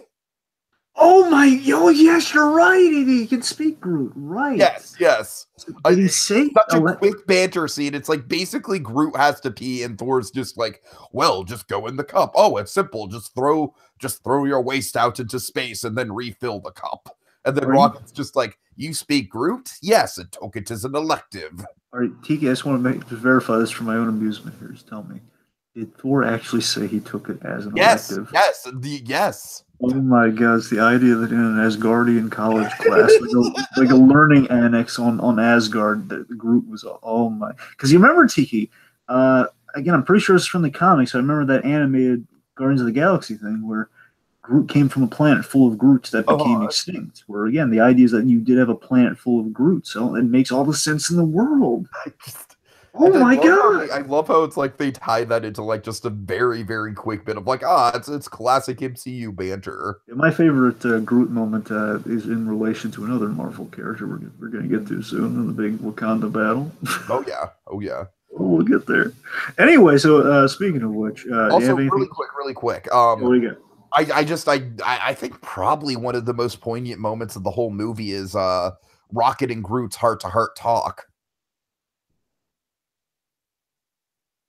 Yeah. This is where Rocket's like, okay, guess I gotta play captain. And Dragon, my God, Hemsworth is just amazing in this scene. I think this is Hemsworth's best acted scene in the whole MCU. I'll go as far as to say that much. Yeah. Where it's basically like a deconstruction of Thor's entire character, where he's trying to put on the brave face, he's trying to crack the jokes, he's trying to smile, but at the end of the day, he's listing off everyone that he lost, like your mother, yeah, she was killed by the weakest villain in any of these movies. That's funny. But you know what I mean, though, in all seriousness, I just love how Hemsworth is literally choking back tears, but trying to put on a brave face. Yeah, my God, Chris Hemsworth, he knocked it out of the ball. You're right, T. He just knocked it out of the ballpark with this movie. Mm-hmm. So good. All right. We ready for some soul? Sure. So, okay. All right, so we're going... Soul Train. Anyway. So we're going to Vormir. Yeah, Vormir, I think that's it. Folks, my R's are looking like my A's and my notes here. I don't know what I was thinking. Must have been a rush. Anyway. So we have this really gruesome scene of Nebula being tortured real quick. Just want to get through that. That basically gets us to this location where, Gamora, she has to save her sister. And we see, like, again, we established that, Nebula, she has all these cybernetic implants and everything after all the time she's lost in combat with Gamora. Thanos did this to her. And this is kind of the ultimate payoff of that, where she's been kept alive for parts. Right. Now, there's a question if it's for parts or the fact that Thanos, Gamora is his favorite daughter, that a part of Thanos doesn't want to kill Nebula. There's a question there. Mm-hmm. Regardless, he might get the abusive definitely the abusive father with that, where Nebula's all strung out, and it's like a trippy CG, like 3-dimensional shot here, where Nebula is all of her mechanical implants are like spread out, like elongated, like the not the guillotine, but like the stretchy man torture. Basically, you have the old medieval stretcher almost, like she's stretched out and basically electrified and stuff. It's horrible. And because of that, Gamora reveals, and we do a Star Wars homage, and the Russo brothers, they love their Star Wars. We do kind of the Obi-Wan Kenobi, "You're my only hope," with Gamora saying, "Okay, listen, I know where the Soul Stone is. Don't tell anybody." Mm-hmm.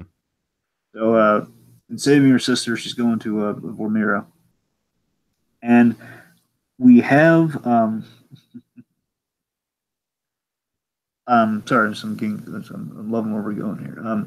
So we're on Vormir, and Vormir is the place that houses the Soul Stone. So I think the biggest mystery going into this movie is what the heck are they going to do with the Soul Stone? Because again, the Soul Gem, as far as we were concerned, is like something's usually tied in Adam Warlock, which is true, and that's how they kind of had history within the book. I forget exactly how they went about it, but the point is Adam Warlock has history with the Soul Gem. Now, upon further research, I didn't know, again, I went clean into this with the Soul Gem. It's been years since I knew the Adam Warlock connection, but I did research on this, and they got this amazingly right, Tiki. So this is how it works in the book. Absolutely. We're so on the money with what you do with the Soul Gem is that the Soul Gem, it unlocks a pocket dimension with all this water in it, which basically this realm that Thanos will find himself in. He kind of wakes up all kind of like, he kind of is baptized in the water almost. that's that pocket dimension where he basically learns to control life and death. That's what the Soul Stone does. It gives you control over life and death, which means now if you change something with reality, it would have lethal stakes. My interpretation is that the Soul Gem is the key to being all powerful. Again, we saved it for the well, it's the second to last gem, but it feels like it's definitely like the big key gem. Like you need this gem to unlock to be all powerful. That's really what this one is, and I love that again. Like you said, it's the one that definitely has the most ambiguity behind it. It's the one that's the most well hidden. Exactly, and I love that. I love that the Soul Gem, again, it is like the most powerful of the gems. I love that's the gem that we went into this movie knowing nothing about. We've seen all the other gems, but the Soul Gem, and I love that because a lot of people are thinking, okay, is it going to be on Wakanda? Is it going to secretly? I thought for sure it was going to be in Wakanda. That's the thing. A lot of people, again, thought it was going to be secretly the source of the Wakandan, the Panther, the Panther herb. Yeah. The heart-shaped herb, all that stuff. But yeah, I mean, yeah, the whole, and okay, not only that, so again, the whole Soul Gem in itself is a cool design, like the whole dimension, everything, again, like storing, having the most well secured of all the gems. But here, and again, speaking of well secured, the moment that I geeked out at one thing most in this entire film. There's one thing that just had me gobsmacked. I was gobsmacked all throughout this film. There's one thing that had me with my two, I told you, a whole row of friends when I saw this, and like my two buddies next to me. It was like going back for almost like shaking his arm, like, oh my god. Red Skull is the guard. Essentially, it's like Indiana Jones: The Last Crusade, where we have like the knight who guards the Holy Grail. We have the Red Skull guarding the Soul Stone. Yep. The idea is that the Red Skull, as he disappeared with the Tesseract transported him somewhere. The Red Skull was transported to this dimension to guard the Soul Gem. My guess, because the Cosmic Cube famously is known for like it grants your heart's desire, and I think the Cosmic Cube just registered that okay, you seek power. I'm going to transport you to where all the power of the Infinity Gauntlet truly lies. Boom, the soul guarding the Soul Gem, which is kind of like it's such like a tease at fate for the Red Skull. I love that so much. And no, it's not Hugo Weaving. It's one of Tiki's guys from The Walking Dead. It's Ross Marquand. I got nothing. Neither do I. I'm just saying it's from The Walking Dead. So. The Walking Dead has more characters than this movie, and I'm not even exaggerating.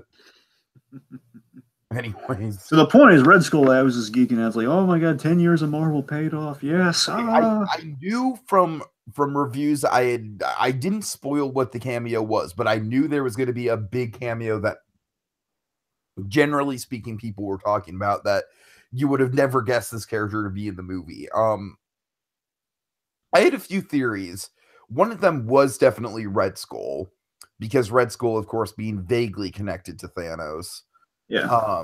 But my other two theories that didn't come to pass, Dragon, but I was really rooting for. One was kind of like the pipe dream fantasy, never going to happen in a million years. J.K. Simmons showing up as J. Jonah Jameson. Was one of them Adam Warlock? Was that one of your theories? No. The other one was actually Coulson. Huh. Oh, yeah, that would have been. Of course, the big mind blower. Again, hopefully, fingers crossed, Avengers 4. It's never going to happen, but fingers crossed. Defenders. No, it's not. But no, I actually, that was kind of, Coulson was my guess going into the movie of what the big cameo was going to be, because it would have tied the first movie together, but no, Red Skull, the funny thing about Red Skull is that when I first saw Thanos on screen, I stupidly thought it was Red Skull. So, kind of come full circle with that. Oh yeah. So anyway, my mind was blown with Red Skull. It was probably one of my favorite reveals in the movie. But anyway, so again, the Soul Stone. Tiki, tell them what the big choice was with the Soul Stone. What's the big thing to unlock the Soul Stone? In order to unlock the Soul Stone, you have to kill someone you love. And Tiki, I love both sides of this. I love that again. Initially, it's the ultimate screw you to Thanos. So like, and Gamora's laughing at him. It's such a Shakespearean moment. It feels like it's from the book. It feels like it's from the Infinity Gauntlet. We're like, ha ha ha, Thanos, you're defeated now. You don't love anything. Mm-hmm. Of course. Oh my god, Brolin. I mean, I know it's a CG tier. This is Brolin's best fucking scene by far, I think. Look, I know it's a CG tier. My god, it's beautiful. He turns around. And again, like the performance and the realization for you, the audience member. One, it's a twofold realization of one, or Gamora, run, you're in trouble. Secondly, he really cares about her. Oh my God. Mm-hmm. Or again, like not only was Gamora his favorite daughter, he didn't just say like to rub the dirt in Nebula's wound, he really meant it. And again, you see that little girl from the flashback, and you put it you put it all together. It's like, oh my God, it makes all the sense in the world. Gamora's so screwed right now. Oh God. And my read on it was that Gamora being his favorite daughter is that I think a part of Thanos wanted to pass on the knowledge and his goal of like wanting to balance out the universe onto Gamora, and because of that, because she made him proud. After all the times that he pitted her against Nebula, she always won. So he was always very proud of Gamora. It's kind of like the whole McGill brothers thing of like one made him laugh and one made him proud. It's kind of what we have with Gamora here. He wanted to pass on the keys to the kingdom and everything onto Gamora, and again he may have seen a bit of himself in her, and because of that, at the end here, with that tear, folks, he takes no pleasure in this, and I love that he feels remorse, but not regret. He does not regret what he's done, but he feels all the remorse in the world of like, I really wish I didn't have to do that, but if it came between this and my goal, it had to be done. And he carries that remorse with him throughout the rest of the movie. It doesn't just go away after this scene. Oh yeah, oh my God, it's so fascinating. It's oh. God. And again, I'm gonna say this right now, Dragon. If Gamora somehow gets reincarnated or brought back from the dead, I'm gonna be pissed. What if? Well, again, there's one thing I could think of in doing that. I'm with you that they shouldn't, but at the same time, there's one way, kind of like the big one way this would work kind of line in the movie. There's one way I can think of where they could actually make that work. So basically, we inverse the big Nebula moment from Infinity Gauntlet, where basically Nebula gets the gauntlet. And basically, she brings back her sister. It's the only thing I could really think of with that. No, she needs to stay dead. I'm sorry, I'm not going to waver on this. There's nothing that they can do to write her back in that's going to change my mind. No, I mean, like basically sacrificing her life. The Russo brothers said that there were going to be stakes in this movie. All right, and this is the stakes. This was the big sacrifice. This was. Especially after we basically get a wrap up to their arc with Star-Lord. Okay, well, at the very least, I'll say this though. Again, I'm still of the mindset that all the death before the big moment, I think those are the permanent ones. So I'm inclined to believe that's pretty much what everyone's in agreement on. The like post snap, it's pretty much all those people are coming back. Pre snap, I hope none of those people are coming back. Well, yeah, but I'll say that I'm with you, Tiki, but I'm going to say I think she should stay dead, but at the same time, I mean, if they can, I'll give them the benefit of the doubt that maybe they can sell me on it, of a maybe, okay? I'm just going to give them a maybe. So. Okay. Anyway, okay, so because it's such a well-played scene, and she falls to her death, and it's like a horrible way to go to, like it's kind of a falling and knowing what's just happened, and you have no way of saving yourself. Oh, it's like hopelessly falling into that pit, and then he wakes up in the water. It's like again, it's almost like Thanos' baptism into like the point of no return for him. Okay, so speaking of big moments, okay, Wakanda battle. Yeah, so first of all, I just love how the finale of this movie is kind of like cut between the Wakanda stuff and the Titan stuff. I feel like that's a really good choice. And I want to make clear, folks, again, I was nitpicking about the editing, about like scenes that were cut out, but again, hopefully for a reason. In this case, again, I love that. I feel like it plays a lot better on a rewatch. I was worried about how the editing was going to go. I feel like it plays very smoothly when you actually get into it. As I'm saying, I want to make it very clear, man. I love how we edit between those scenes. I mean, I love the timing and the editing in this whole movie, because I don't think it feels like we don't waste a moment in the movie that way. Oh, feels like that. I think it's just the editing's strong. Okay, so with the battle, of course, your theory. This man a shield. What? Sorry, get this man a shield. Yes. By the way, on night of the premiere, I wore my Captain America shirt that had him and basically him, Bucky, Bucky, Black Widow, Falcon, and Black Panther with Cap running and with his shield gauntlets, and at the top of it said, "Get this man a shield." Oh, nice. When my Captain America regalia, I brought my cap shield. I brought the whole. I was all decked out. I was like, yeah, I'm ready for this. So again, like we had these little moments. Again, we got little moments with Cap opposed to our big three lines. So like the Bucky reunion. The Bucky reunion was nice. It was brief, but it was nice. It was. Like, it's just, Bucky. It's like good to see him back. He's got a cool like, vibranium arm, which has a great payoff with Rocket Raccoon. It was all. And again, the war of it all, folks. And again, Cap, and that's what we need with Cap. Cap needs to be in like the most cosmic, epic sense of war, because that's where his story went. We established this in Ultron. Cap's only life that he has now is on the battlefield. Mm-hmm. Or, it's at Cap and T'Challa leading the war. That's an awesome image. Oh God, yeah, I feel like that's pretty much like in terms of awesome marquee stuff for Cap to do. Cap and Black Panther being right at like way ahead of everyone else leading the charge. That's all you need. I mean, honestly, the only mini gripe I have with the Wakandan battle is that I would have liked to see a little bit more love towards the Cap's new shield and Black Panther. I think Black Panther gets shortchanged, man. I really do. He does, but I mean, again, you see the insanity of the battle, though. You can only do so much. But it's like it would have been cool, though. I actually think this is one of the flaws of the movie where I think it's pretty obvious that in retrospect, looking at the marketing and everything, they didn't know what they had on their hands when they were making this movie with Black Panther. They had no idea. That's fair. That's fair. They thought it might have been like a Doctor Strange level success. Yeah, exactly. In reality, it was kind of, I guess, like another Avengers in terms of what. Right. Yeah. So basically, I feel like in between them actually shooting the movie and then the ad campaign, it was kind of like a oh crap moment. And so they had to kind of like frame the trailers as like, hey guys, there's going to be a lot of Wakanda in this movie. Wakanda forever. So speaking of Wakanda forever, so again, I love this again. Like Cap and T'Challa, they're leading the war. Wakanda has is the perfect battleground. It has like all the force fields. It's the perfect place to have like a conflict at. And again, we set up very simply. Again, it's kind of like capture the flag. Don't let them get our flag. Don't let them get Vision. And I love this. And Tiki, again, these guys are so much cooler and more terrifying than the Chitauri, the Outriders. The Outriders are the four-armed kind of savage beasts. And the idea is that style creatures. What?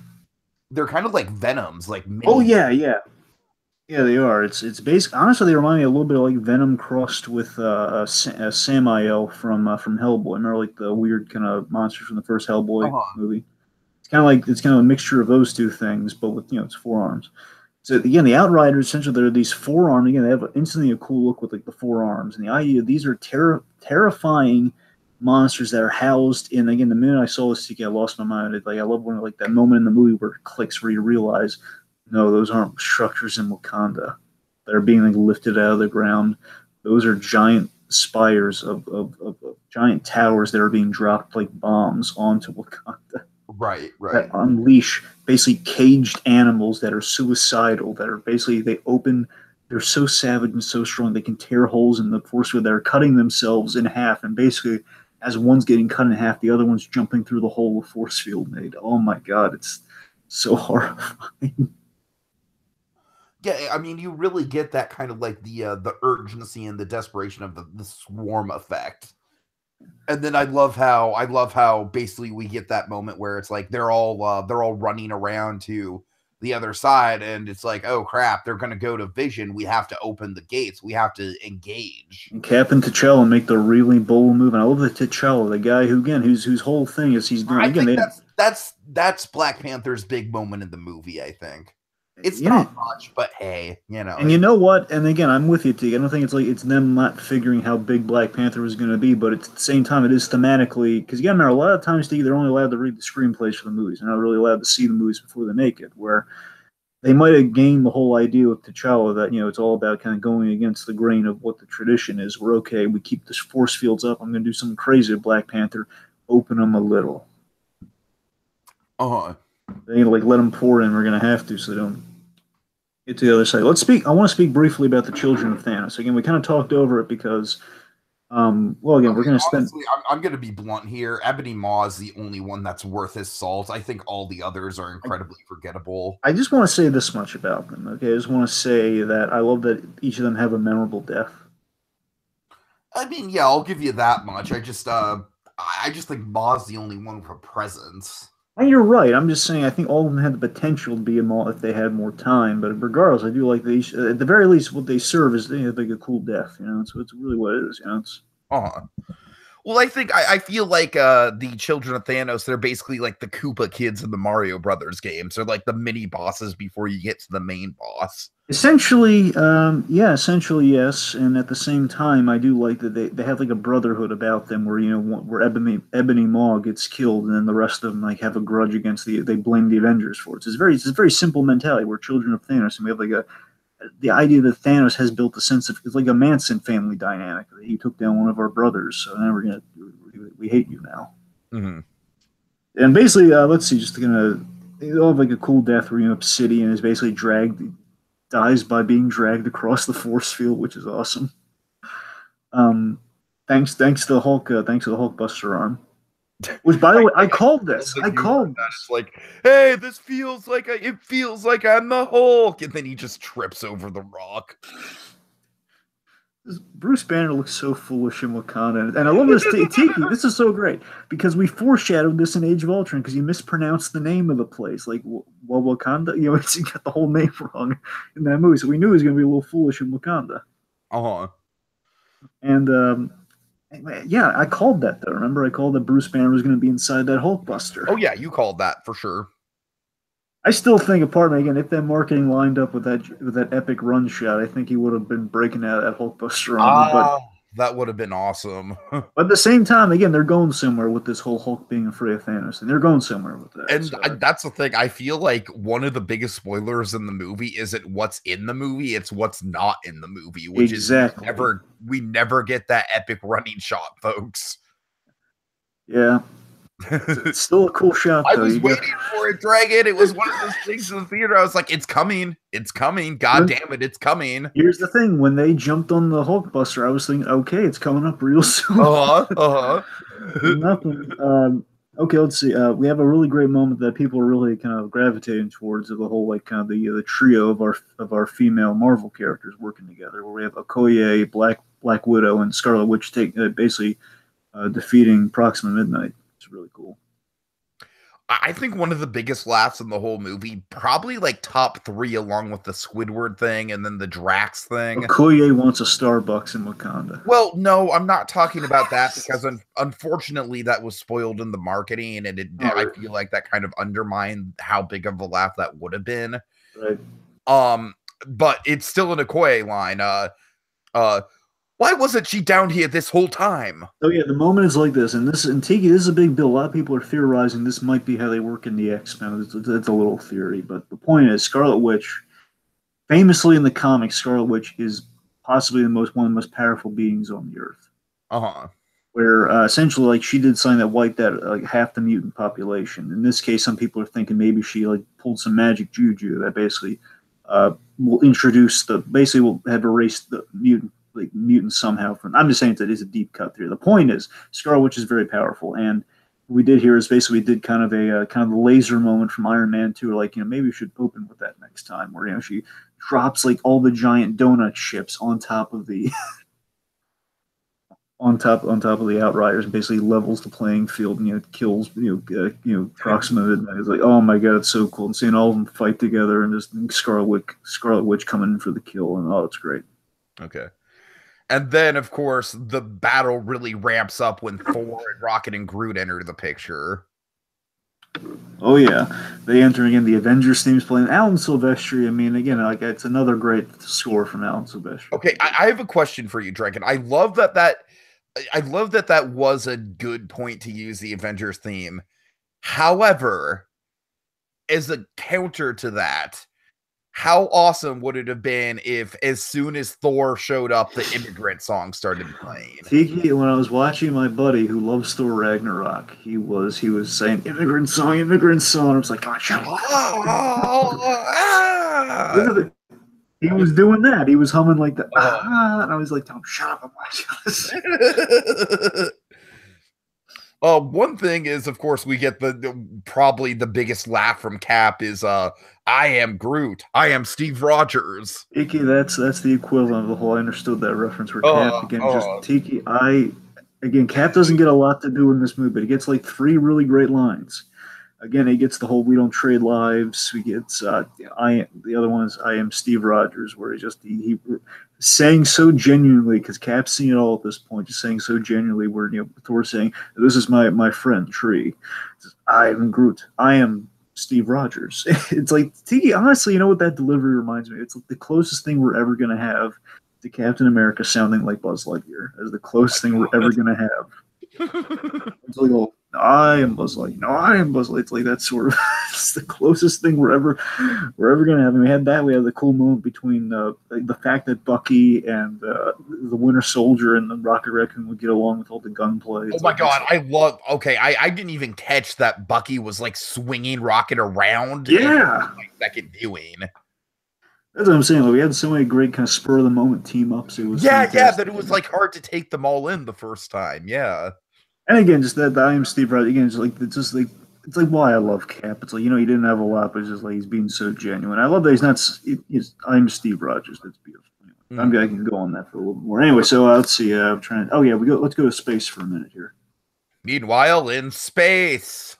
Okay, no, so yes, we're on Titan now. Tiki, the story of Titan, as I echoed earlier, again, it's a great visual of Thanos's destroyed home planet. Again, I love all the development we get on Thanos here, where essentially it's like the symbolism we have with Wilson Fisk all the time in Daredevil with the cufflinks and everything here, where he lived on this moon, essentially it's a desecrated moon now, where the idea is it was a small planet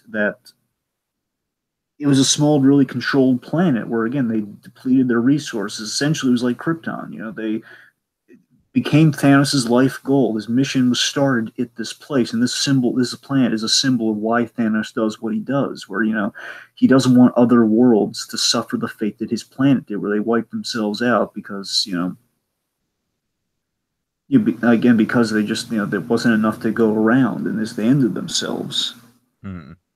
He doesn't want other worlds to suffer like his, and this is his version of mercy. Again, that's why he has such a warped sense of mercy, because he wants to give planets a shot by basically wiping out half the population so they can regrow themselves. Mm-hmm. It's a great visual symbol of what Thanos is. It's like this planet full of great monolithic things, but they're all destroyed and depleted, and then it's such a dead atmosphere. It's a great visual image. Okay, so in terms of the two groups kind of coming together. Oh god. I mean, this is the closest thing we get to like a classic Avengers, like heroes fighting heroes scene. Wouldn't you agree? It is, and it's hilarious. I love how it's so. Again, the Russos could do this because the Russos love that. Either they do like a serious version of like a Black Panther fighting the Winter Soldier in Civil War, or in this case that we have. Again, the Russos know how to basically what amounts to like a bunch of idiots and Tony Stark just like botching something. That's the thing. The Russos know how to pit heroes against each other, either in a dramatic sense or in this case a hilarious, like self-aware example. Yeah, we know it's stupid, but we're going to acknowledge that. And I love the bit between Mantis and Spider-Man. Like, no, don't put your eggs in me. Don't put your eggs in me. So let's see here. There's so much great stuff to unpack. I'm trying to limit it here. So we have a lot of comedy in the drama. One of my favorite moments, Deacon. I love this moment so much. It was like love at first sight. I love Peter Quill and Spider-Man sharing a love of pop culture references. Oh my god, yes. Peter Quill, basically Drax, and so I love how Drax plays into this. Where Drax basically he's hyping up Quill to Iron Man. He once saved the galaxy by winning a dance-off. And Peter says, yeah, like Footloose. No, I'm sorry. Peter Parker says, yeah, like Footloose is exactly like Footloose. Is that still the greatest movie of all time? It never was. And then he's a little stupefied because some people infer that Spider-Man, if not has seen the original, then he's seen the remake. That's the kind of people who infer, like, maybe he saw the remake of Footloose. You know what? I'd like to think that Spider-Man's well-versed enough with pop culture that he's seen the original. Here's the thing. Spider-Man's well-versed in pop culture, but he's terrible at names. Yeah, you're right. That's the thing. Spider-Man, I love that he's pop culture savvy, but he's just terrible at names. So then so all this is great. We have Star-Lord. I also like the exchange between Iron Man and Star-Lord. Like, are you from Earth? I'm from Missouri. That's on Earth, dipshit. God. So again, it's like we have that inferiority complex where again, like one of the smartest men from Earth versus again a guy who was like to the galaxy's knowledge, like the most well versed kind of Earthling in the galaxy. Right. So funny. It's like the Men in Black kind of like it's like the Men in Black gags of alien life, like misinterpreting Earth life. It's something like. Okay, this I love here. I love how Star Lord, at least that's what he says. He says he came up with the glove removal plan. I do like how that whole plan came together. And of course, in the book, this moment, believe it or not, this is the big moment from the book where Captain America sacrificed himself to buy the Silver Surfer time so he could remove the gauntlet. So that's where that plan comes from. So let's talk about this because this is my favorite scene in the movie, and anyone who says that Star-Lord is out of character is just like, just go away. I know, right? People they keep saying, want to fucking talk to you. I mean, you've seen that stupid meme, right? People saying secretly Peter Quill's the bad guy. Yes, and I'm just like, you know what? You're dumb. I'm saying, like, did no one learn from Volume 2? Did no one see that? So, by far, I think the strongest moment in the movie in Dragon, second time I saw this, I was legitimately like, I was with Peter. That's the thing, is that you get into Peter's mindset and you want to fricking punch this purple fricking California raisin motherfucker right in the face. Another crowd pleasing line in comparison. I just love that they got away with it, him calling him Grimace. I also love how it's kind of tragic that this moment starts off with Star-Lord bragging to Thanos. He's like, oh, by the way, this is my plan. You were super easy to catch. Again, it's a great plan. It goes so dark so fast. You're right. Now, Tiki, here's what I love about this. I love that it's a lot of Guardians Volume 2, and there's a lot of Iron Man in here too. There's a lot of it's Civil War and it's Guardians Volume 2. It's called back in this scene where we're kind of doing the plan where Mantis, she had to calm Ego down so they could do some stuff. I love that Mantis has a pivotal role. That's a brilliant use of Mantis. And again, we set that up in Volume 2 with Ego, the living planet. So again, if she can do that to a planet, yeah, she can do that to Thanos. She can try to keep him calm. And okay, so as they're all ganging up on him, they're all trying to hold him down. Again, I love the image of Spider-Man just trying to get the gauntlet. It's like the simple job, but again, you're going to give the guy with like the sticky hands to do this job. It makes all the sense in the world. Right. And so as that's happening, and I love how close they get. My favorite image in this whole scene is Spider-Man. He's like so close. But yeah, the big Star-Lord moment we built since Volume 2 with his mother. When he finds out from Ego that Ego put the tumor in his mother's head, like he shot the crap out of Ego. So we set up. He's got like a Marty McFly chicken tick of like whenever his loved one, again Peter Quill, of course, he's Indiana Jones meets Marty McFly. That's what he is at the end of the day, and I love that. I love that his chicken equivalent is losing people that he loves, and finding out from Nebula, confirming that it's Gamora. She must have been killed. She must have been killed to get the Soul Stone. Peter learns this, and I love this. Tony, he tries Tony's taking what he learned from Civil War, where he tried to kill Bucky after learning that he killed his mother. Learning that he killed his mother and his father, he tried to kill Bucky, and that ruined the Avengers. Basically that broke up the team. Well, that was like the final nail in the coffin. You know what I mean? And again, I love that he's trying to relate to Peter, saying, "Okay, don't get off point. Don't do anything stupid." he's trying all he can. But as we know, Peter Quill in his DNA, he cannot let that slide. He's punching Thanos right smack dab in the face a bunch of times. And I love that Thanos in this scene, even though he's being like all emotionally manipulated and stuff with the Mantis effect. I love that again. It's earlier to my favorite scene, Tiki, where again they were kind of relating to each other. Thanos took no pleasure. It's weird how much your favorite scene and my favorite scene mirror each other. That's what I'm saying. Again, it's the boyfriend and the father. Like they're kind of coming together over the loss of the person they both love. Right. Right. Again, he killed her. But Dragon, like I said, I mean, this is the last word I'll say on it, but I'm hearing more people like complain about like, oh, Star-Lord doomed the entire universe. Oh, it's all Star-Lord's fault. You know what? That might very well be true, but it was in character, and that's the only thing that counts. It was in character, and it was an incredibly human moment. And Iron Man gets it. I love that he gets it. Okay, so speaking of Iron Man, I'll big defend Iron this Man. moment to the death. I think I have a feeling this is going to be like one of those moments in the MCU I'm really passionate about. I'm with you too. All right, so big. Speaking of Iron Man moments, big Iron Man moment. Let's talk about it. Yeah, so So okay. after tossing hunks of planet, by the way, just want to throw it's like Thanos is tossing hunks of planet at him. Now this is where we start kind of getting into the big nitpick I have with the ending. The big nitpick I have with the ending is that they still don't have the balls to even fake kill off any of the main Avengers. I got a big defense for it.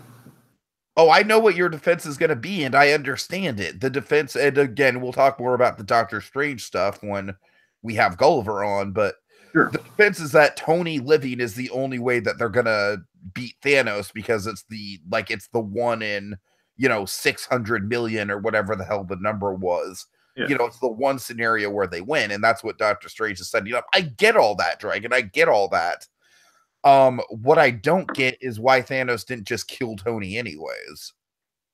Yeah, I just think that feeds into the complexity of Thanos, where again, a part of him really respects Stark, and I love that if you look at the characters that Thanos comes up against, he finds something to like in each of them when you really think about it.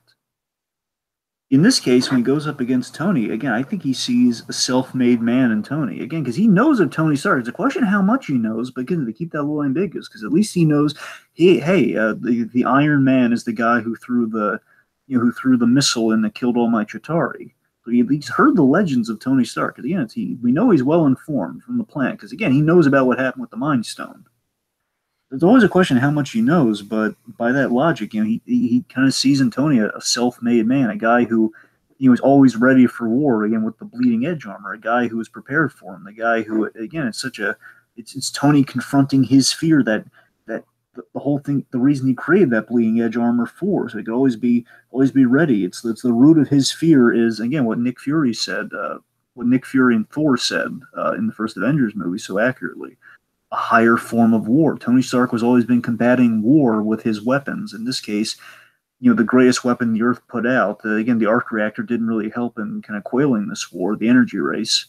He created a war of a higher form that drew Thanos and drew the I get it. I get it. You don't have to keep spelling it out. I get it. Oh. I'm sorry. I don't mean to cut you off. It's just this is going on 3 hours. I get it. I was going somewhere with it, but okay. No, it's like I get it. Like Thanos respects Tony. That's basically all you have to say. And of course, the whole hope they remember you. Which, of course, was my favorite line from the trailers. And honestly, I think that's the whole reason why I'm kind of disappointed that it's a mixed bag, Dragon, because I get where they're going for it with a plot perspective. I understand that it was set up with the Doctor Strange stuff. We'll break it down with Gulliver.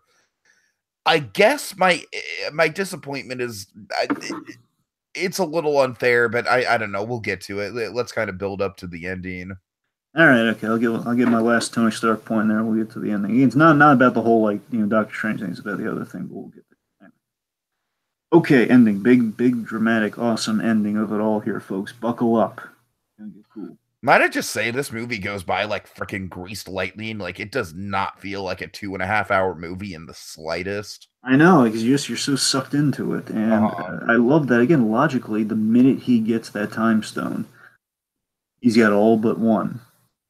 And again, he's got the space stone, so he's heading there. He's heading to Wakanda next.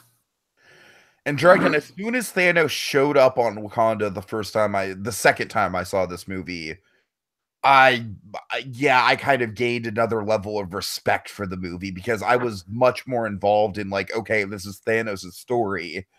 And I'm like, oh yeah, oh damn. Okay, like, knowing where they go with it in the end, I'm like, oh, this is ballsy.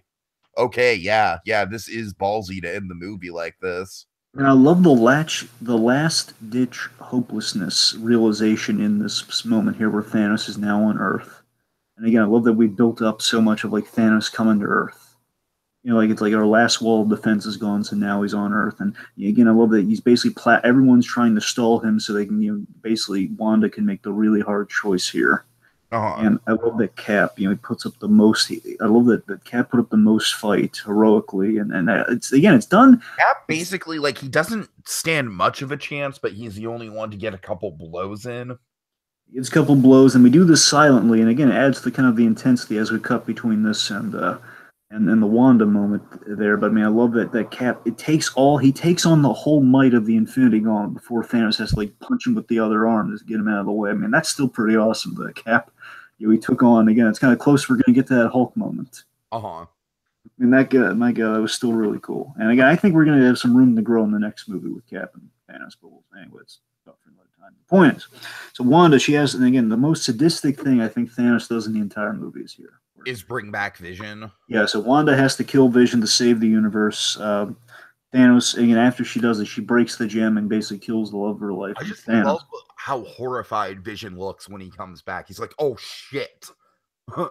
And again, like he knows what he's encouraging her to do it, and he says, "I love you," and it's, oh my God, it's beautiful. Then Thanos, after all we've seen, is like the ending of Thanos' story type moment here. Where it's all beautiful, it's all heroic and sad. It's like, oh God.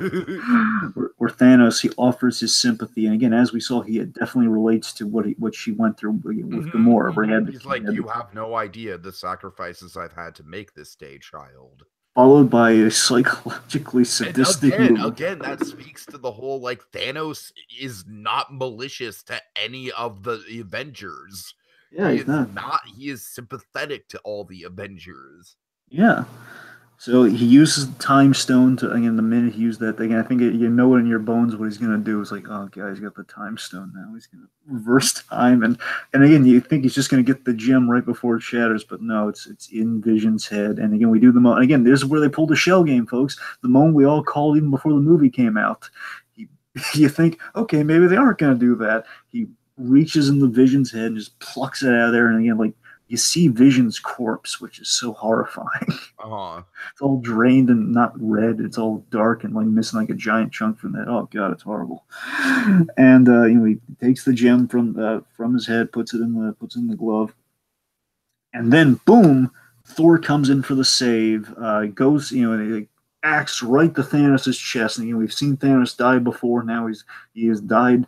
For a real time, but he's about to die in a moment. He's not dead yet. He's like very much struggling. Yeah, in his last moments, it would seem he's like uttering some final words, and his last words was far from last words.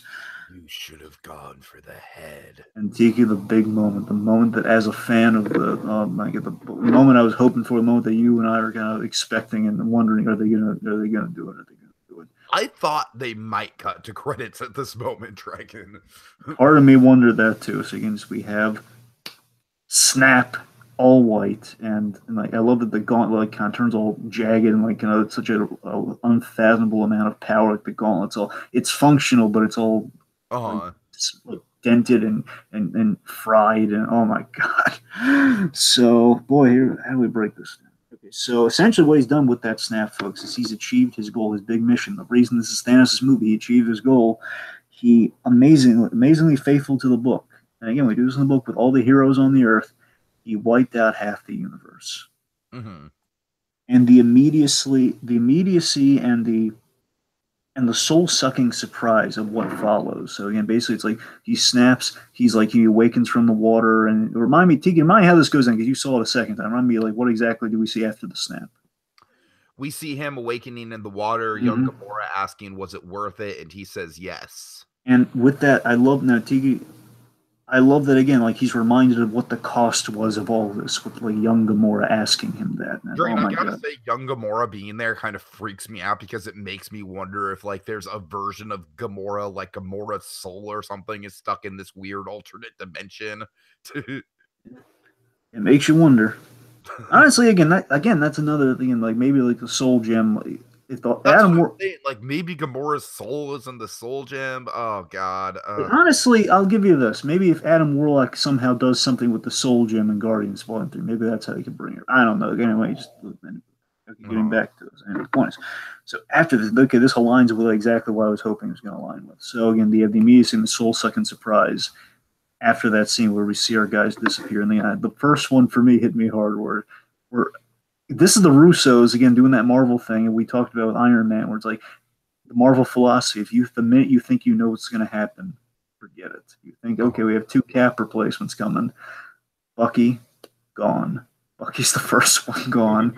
My Winter Soldier love's like, oh, Bucky. And then we're starting to we lose Falcon. They get like, oh my god, both Cap relations are gone.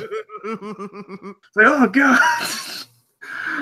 And again, here's the thing: some people could write it off as like especially when it gets to Black Panther, they're. Okay, that's I will still strongly they could have easily cut out that Black Panther was one of we have to assume this was a situation where they didn't know how popular Black Panther was going to be. Yes. Still, they could have easily done some reshots. They could have easily done some reshoots, shot around it, edited around it. They didn't need to have Black Panther. By the same token, in a second, I'll explain why I'm okay with that. But anyway, so we keep going down the list and we keep losing people. So Okoye's alive, you're right? Yes. Okay. So we have I love how even though these the immediacy and the hauntingness of how they're dying, though again it's even if the death it's not going to be permanent, it's still impactful death. Though it's the immediacy and the disappearance. So it's what's trippy about it. And the one that gets me really. So again, one we had Rocket losing Groot. And that's pretty emotional. That's pretty emotional. The one that got me, though, of course, not including the one that got everybody and their mother. The one that got me was because I love these characters and I love them together. I always love their dynamic. Drax disappearing ways. So he's starting to disappear and he's saying Quill. Quill, yeah. That moment's because I always love the Drax Quill stuff. And it's Drax. It's I was everyone in the theater, along myself, no. Okay, and then we got to break down Holland's big Oscar moment. Again, also Star-Lord is oh no, he disappears, and then yes, Spider-Man hit him with the Spider-Man. I don't want to go, Mr. Stark. I'm sorry. Oh my god, that's so painful for Tony. It's just I feel like everyone in the audience just wants to be it's not your fault, Peter. You have nothing to be sorry for. And again, folks, here's the thing. More than Black Panther, I feel Spider-Man's the obvious one of, obviously they're coming back. So that's why it's one or two. Yeah, but that's why you needed to do it emotionally, and that's why I didn't have as much of a problem with Spider-Man as I did with Black Panther. Okay, we'll give you the other half of the Black Panther thing once we hit the, let's see, Spider-Man disappears again. Oh my god. Again, I imagine kids all over the globe are going to be traumatized if they do see this. Yes. God, death of Spider-Man. So I love that Cap has the last line of the movie. So again, that's the third Cap line I'm talking about. I'm building up this whole time. And I love that Cap has the last line of the movie. Oh, God. Of course, Scarlet Witch goes to... Oh, yeah. She go again. You imagine, hasn't she suffered enough? And nope, she's dead. One of the people that actually made it that I was kind of surprised by was War Machine. Again, I got a theory on that, but without, I'm not going to give him a whole theory. But anyway, the point is... So basically what we're left with at the end of the movie, we're left with Captain America, Rocket Raccoon, Okoye, M'Baku, we're assuming Shuri, Iron Man, Nebula... Black Widow, right? Sure. And the Banner. Yeah, and we're assuming Hawkeye and Ant-Man. At the very least, we're assuming Hawkeye. Anyway, I think that's all who survives. So that makes you wonder: is Avengers 4 going to be just those characters? Or are we going to see another, I'm wondering if Avengers 4, there's going to be a parallel storyline going on with everyone who disappears. Okay, well, there's honestly a chance that, there's a slim chance they could also be in that soul dimension, but, if anything, they might be there, or there might be a parallel reality that Ant-Man could possibly phase into, but... An interesting theory I heard is that everyone who disappeared actually sees the other people who didn't disappear. That's not bad. That's and again, I could see Ant-Man going into that dimension somehow. That could either one, but you're right. That's a cool theory. But here's the thing. So, again, I love that Tony Stark, he's with Nebula, he's left stranded on that planet. And again, we put Tony Stark in a position where very much kind of in full circle after 10 years. He's in a position like in the first Iron Man movie, but emotionally he's in a cave and he's stranded. Again, it's not he's he's stranded on another planet emotionally, without anything. He has to figure out how to get from another planet back home. And again, that's all of this. So what we have left here, with all the people we just listed out there. So I love that it's at its core, it's the original 6 Avengers who need to get together. And again, that's what I'm talking about. Reunion for Avengers 4. That's what we've been building. We broke them up in Civil War. We got to stop you right now. I'm sorry. I thought it was kind of copying out that we didn't lose at least one of the originals. I understand what they're doing. I understand it's like, okay, Avengers 4 is going to be like the big, like, getting the band back together movie. I totally get that. But I just feel like it kind of undermined the emotional impact where it's like, you know, maybe instead of Black Panther, we see Banner go or something like that. I don't know. Let me just maybe Banner's not the best example because we really need to pay off his Hulk stuff next. Let me tell you why they didn't do that. Aside from, I'm not going to just repeat what I say here, but imagine Tiki's very simple reason they didn't kill one of the big ones off this movie. They didn't do that because, again, you would assume they're going to just be brought back like nothing. So basically, when they bring everybody back, then they're going to kill off one of the originals, so it actually could stay dead.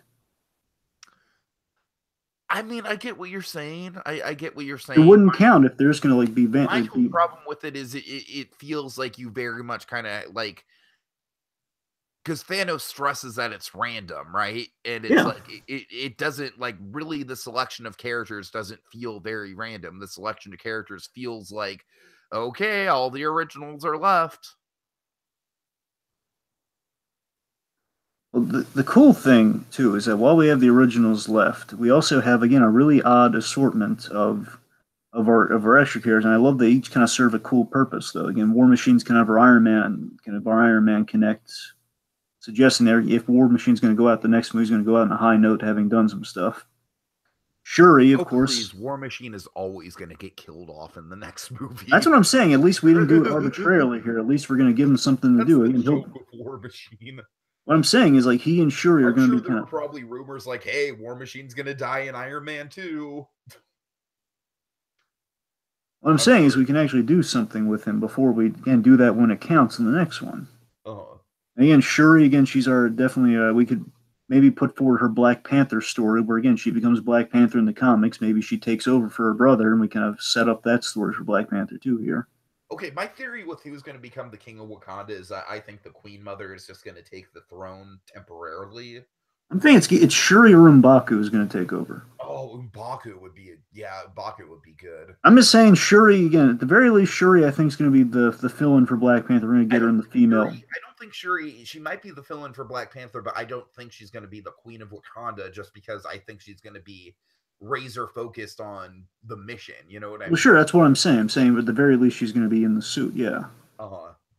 Okay, Rocket, of course. Rocket needs to be our fill-in for the Guardians. He's the exposition along with Thor about what happened and how to navigate space travel and some comedy. So we need Rocket there. So think about it. We got a good lineup of kind of stragglers on Earth, along with, again, Tony Stark and Nebula, two people who have a grudge against Thanos. And again, Tony Stark needs to get home, and Nebula has a huge role in the Infinity Gauntlet story. So again, I think we have a good pairing that story-wise is going to really again make kind of the retaliation of the next movie work really well. The retaliation, but also the reunion of the Avengers. That's all. Again, we need a passing of the torch, but we need the original guard.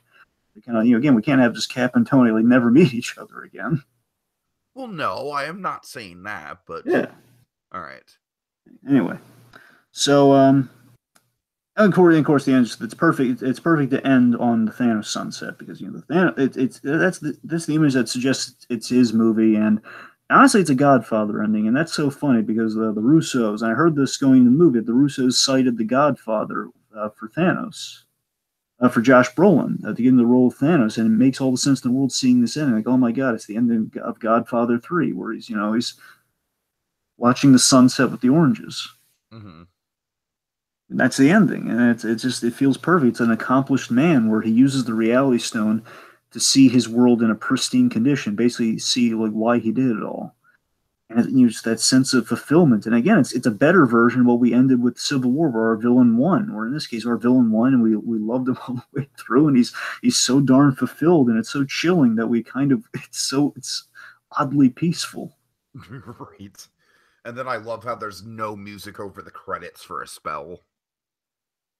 I mean, honestly, one last thing kind of occurred to me as I wanted to throw in there with the whole thing here is that, again, I like that like the Infinity Stones, like the 6 Infinity Stones, we need our 6 original Avengers. They're gonna come together. Like Thanos had all his 6 things come together for this movie. Next movie, presumably, 6 things coming together to stop that.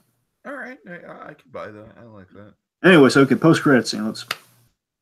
Yes. Yeah. So the post-credit scene is definitely the moment where I was like, "Oh, this is the leftovers, isn't it?" I knew it because I admitted like that car crash. I was like, yeah, everyone in the theater. Now, Tiki, I was on the edge of my seat this post-credit scene. I actually leaned over to my dad and I'm like, it's totally like the leftovers. The last time I was this invested in a post-credit scene, I think, was Guardians of the Galaxy Volume 2 with the Adam Warlock thing. Well, I mean, keep in mind, Volume 2 had like 7 post-credit scenes? It did. I'm talking about the serious one, not the funny one. Not the Master of the Skies funny ones, you know? But I mean, yeah, so Fury and Hill, again, we called this too Fury in the movie. Motherfucker. So I love we had some comedy, but then we had essentially this post-credit scene is the Back to the Future 2 of it all, which is great. I love the end of the Back to the Future 2. Mm-hmm. Again, very much like Back to the Future 2, they shot this movie back to back as well. So I also like how it kind of harkens back to like Phase 1 post-credit scenes where it's like, hey, this is the next movie coming out. And again, Nick Fury being at the very end, again, very 10-year full circle kind of quality to it there. Sure. And I love Tiki. I love the urgency. I just love this. It came at the right moment. It's very urgent. I love that. Again, I'm on the edge of my seat, like the whole Adam Warlock realization. It's like, oh my god, I'm on the edge of my seat, and I'm looking. And it dawned on me in the moment. Fury prepared for this. Oh my god, he's got a contingency for this. Mm-hmm. He's reaching his bag. He's got the analog the device, and he basically what? It's a beeper, pretty much. I thought it was like a space beeper though, because it's like a little. Yeah, it's a space beeper, but it's basically a beeper. All right, fine, it's a beeper. All right, fine. The point is, he takes a space beeper. And he sends a message, and of course we know how he sends it to Maurice LaMarche. No, he doesn't send Maurice LaMarche. He sends it. Big Bob Pataki is the guy who's gonna save us all, Dragon. Well, think of it. Who else do you want going up against Thanos? Oh my god. I mean, in all seriousness, though, again, there's a big moment here, and again, it got me super excited. And basically, it all fell into place with this, and it'll be our transition to the next moment there, Captain Marvel. Boom, and then of course Fury disappears, but he sent the message to Captain Marvel. And again, Tiki, when you look at it this way, 10 years, Fury said at the end of I'm sorry, I'm geeking out over here. Fury said at the very end of Iron Man, you think you're the only superhero. And again, as we know now, Captain America wasn't Fury didn't meet Captain America before Iron Man. He met a different Captain. Oh yeah. So speaking of that, the future, again, we're going to keep it very brief, just basically what we know is coming with the films here. And this is where it all falls into place, folks. And this is where it makes perfect sense, falls into place. There's a lot of optimism attached to this, but very simply, Ant-Man and the Wasp is coming up next, which suggests we're going to fill in what's going on before and during Infinity War with that movie. We're going to see what Ant-Man was doing during all that. And I think there's a very real possibility that we're going to kind of somehow tie into the ending of this movie with Ant-Man. I think, what I think is going to happen? I think the post-credit scene of Ant-Man is going to be Cassie disappears. Oh, Jesus Christ. That's what I think is going to happen. Okay, so speaking of Cassie, teenage actress was cast for Avengers 4 for Cassie. Well, in the comics, Cassie becomes a superhero. So I'm saying I think there's going to be a time jump between the two Avengers movies, like at least a few years. Oh yeah, it would be cool if Iron Man was stranded in space for a couple of years. That'd be kind of interesting. No, I don't. I mean, I don't necessarily think Iron Man's stranded in space the whole time. I think the movie's going to pick up with Iron Man and Shuri kind of knee deep in whatever they're planning. That could be cool. I'm down for that. It sounds kind of cool. Anyway. But yeah, obviously with Ant-Man, it's the quantum realm, right? Yeah, he's going into the quantum realm. So again, it's suffice to say we might, again, honestly, what I've been, I'm going to get into that after we get into the next movie. Jonah Jameson's in there. In the quantum zone. I'm sorry, I just really want my J.K. Simmons cameo. Sorry, the quantum realm. In the quantum realm, J.K. Simmons is in the quantum realm, yes. Really. He's just hanging out in there, He's also the yellow M&M, so let's just see which one of those happens first. Well, anyway, I have both of those guys in there. Anyway, so here's where again I love just with that ending with the Captain Marvel, just realize how it all comes into place. We got Ant-Man coming up next, and then you have Captain Marvel, which again is set in the '90s. And yes, folks were aware it's set in the '90s, but I'm imagining post-credit scene or kind of Wonder Woman style, the ending will link up with the present where she's in space and she gets the message, which basically again I think honestly a part of me thinks Infinity War, Captain Marvel, and Ant-Man are going to be Marty McFly for the Back to the Future 2 of it all. That's what I really think is going to happen. They're gonna save the day somehow. Uh-huh. That gets me really excited. So again, fingers crossed, Infinity that the sequel will bring it all home and be the kind of the big passing of the torch for Phase 4 movie. That's kind of what the big hope is for the next one. Be the closing of the book. Would be is like, I feel like I feel like Avengers 4 is going to be a more hopeful movie than Infinity War, because Infinity War is a bleak as hell movie for the most part. Yeah. The question is, how are they going to make a hopeful movie and still fulfill the promise of like, we got to kill off a marquee Avenger? Well, again, we saw even in this movie we did have some levity, so I guess they could stand the reason we do the kind of the inverse of that.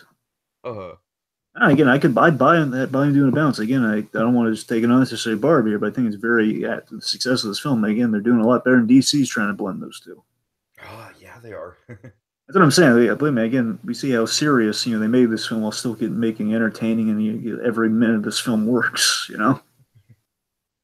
Okay, so final thoughts. Final thoughts. Yeah, like I said, folks, I don't think this quite measures up to the big guns in the MCU, which for me are the 2 Guardians movies and then the 2 most recent movies we've had being Ragnarok and Black Panther. Having said that, it's still a damn good movie. Basically, the only reason why it's kind of below those movies is I feel like I kind of rank MCU stuff based on how standalone they are. Having said that, Dragon, I kind of have to make an exception for this because, yeah, you need to watch all the movies to get this, but it's really, I mean, it's Thanos' story through and through. You really get all the, you really get all the character development on his shoulders. And I think probably the biggest thing that kind of clicked into place with me, my second watch, in terms of the distribution of screen time, as we were saying, it very much is like reading an event comic book. Like, not everyone's going to get this major arc. Only the people that are, that are kind of like directly linked to the main storyline and the main themes of the villain are going to get that arc. But everyone has a chance to shine and everyone has their moment. And it very much feels like, like a natural step into into a live action form of comic book storytelling, which is really exciting for me. It's a step beyond Ragnarok in that regard. And Ragnarok was already like very, very much in that realm of like a comic book come to life. I have nitpicky issues with the movie here and there, but it's like really nothing any more major than nitpicky issues I have with something like Black Panther. So it really doesn't tank the movie in the slightest. The ending's definitely ballsy, and I'm gonna, it's one of those things where I respect the ending more. I still have issues with it, but I don't want to go back and forth with you on it because I feel like we could be here all night in that regard. But yeah, I mean, it's, I will say that Thanos definitely is like he's going to be what we remember from this movie. We might not remember all the minutia of character interactions and dags and whatnot, but we're gonna remember Thanos. Like, Thanos is gonna be the new benchmark for superhero villains after Heath Ledger's Joker. I truly think that. Definitely the benchmark for the MCU villains on the big screen, to say the least. Absolutely, it's so I'm loving the movie. It's a Marvel event on the big screen in every way. Hats off to the Russos for telling a Marvel movie, 10 years in the making, in an unconventional, remarkable way. Again, like a way you wouldn't expect, and it was still it's amazing, and it's a great experience. I don't think it's, again, you got to be invested in the universe to kind of to really fully enjoy it. Specifically, the ending. I feel if you're a newcomer, if you're just kind of coming in cold, that ending might not grab you.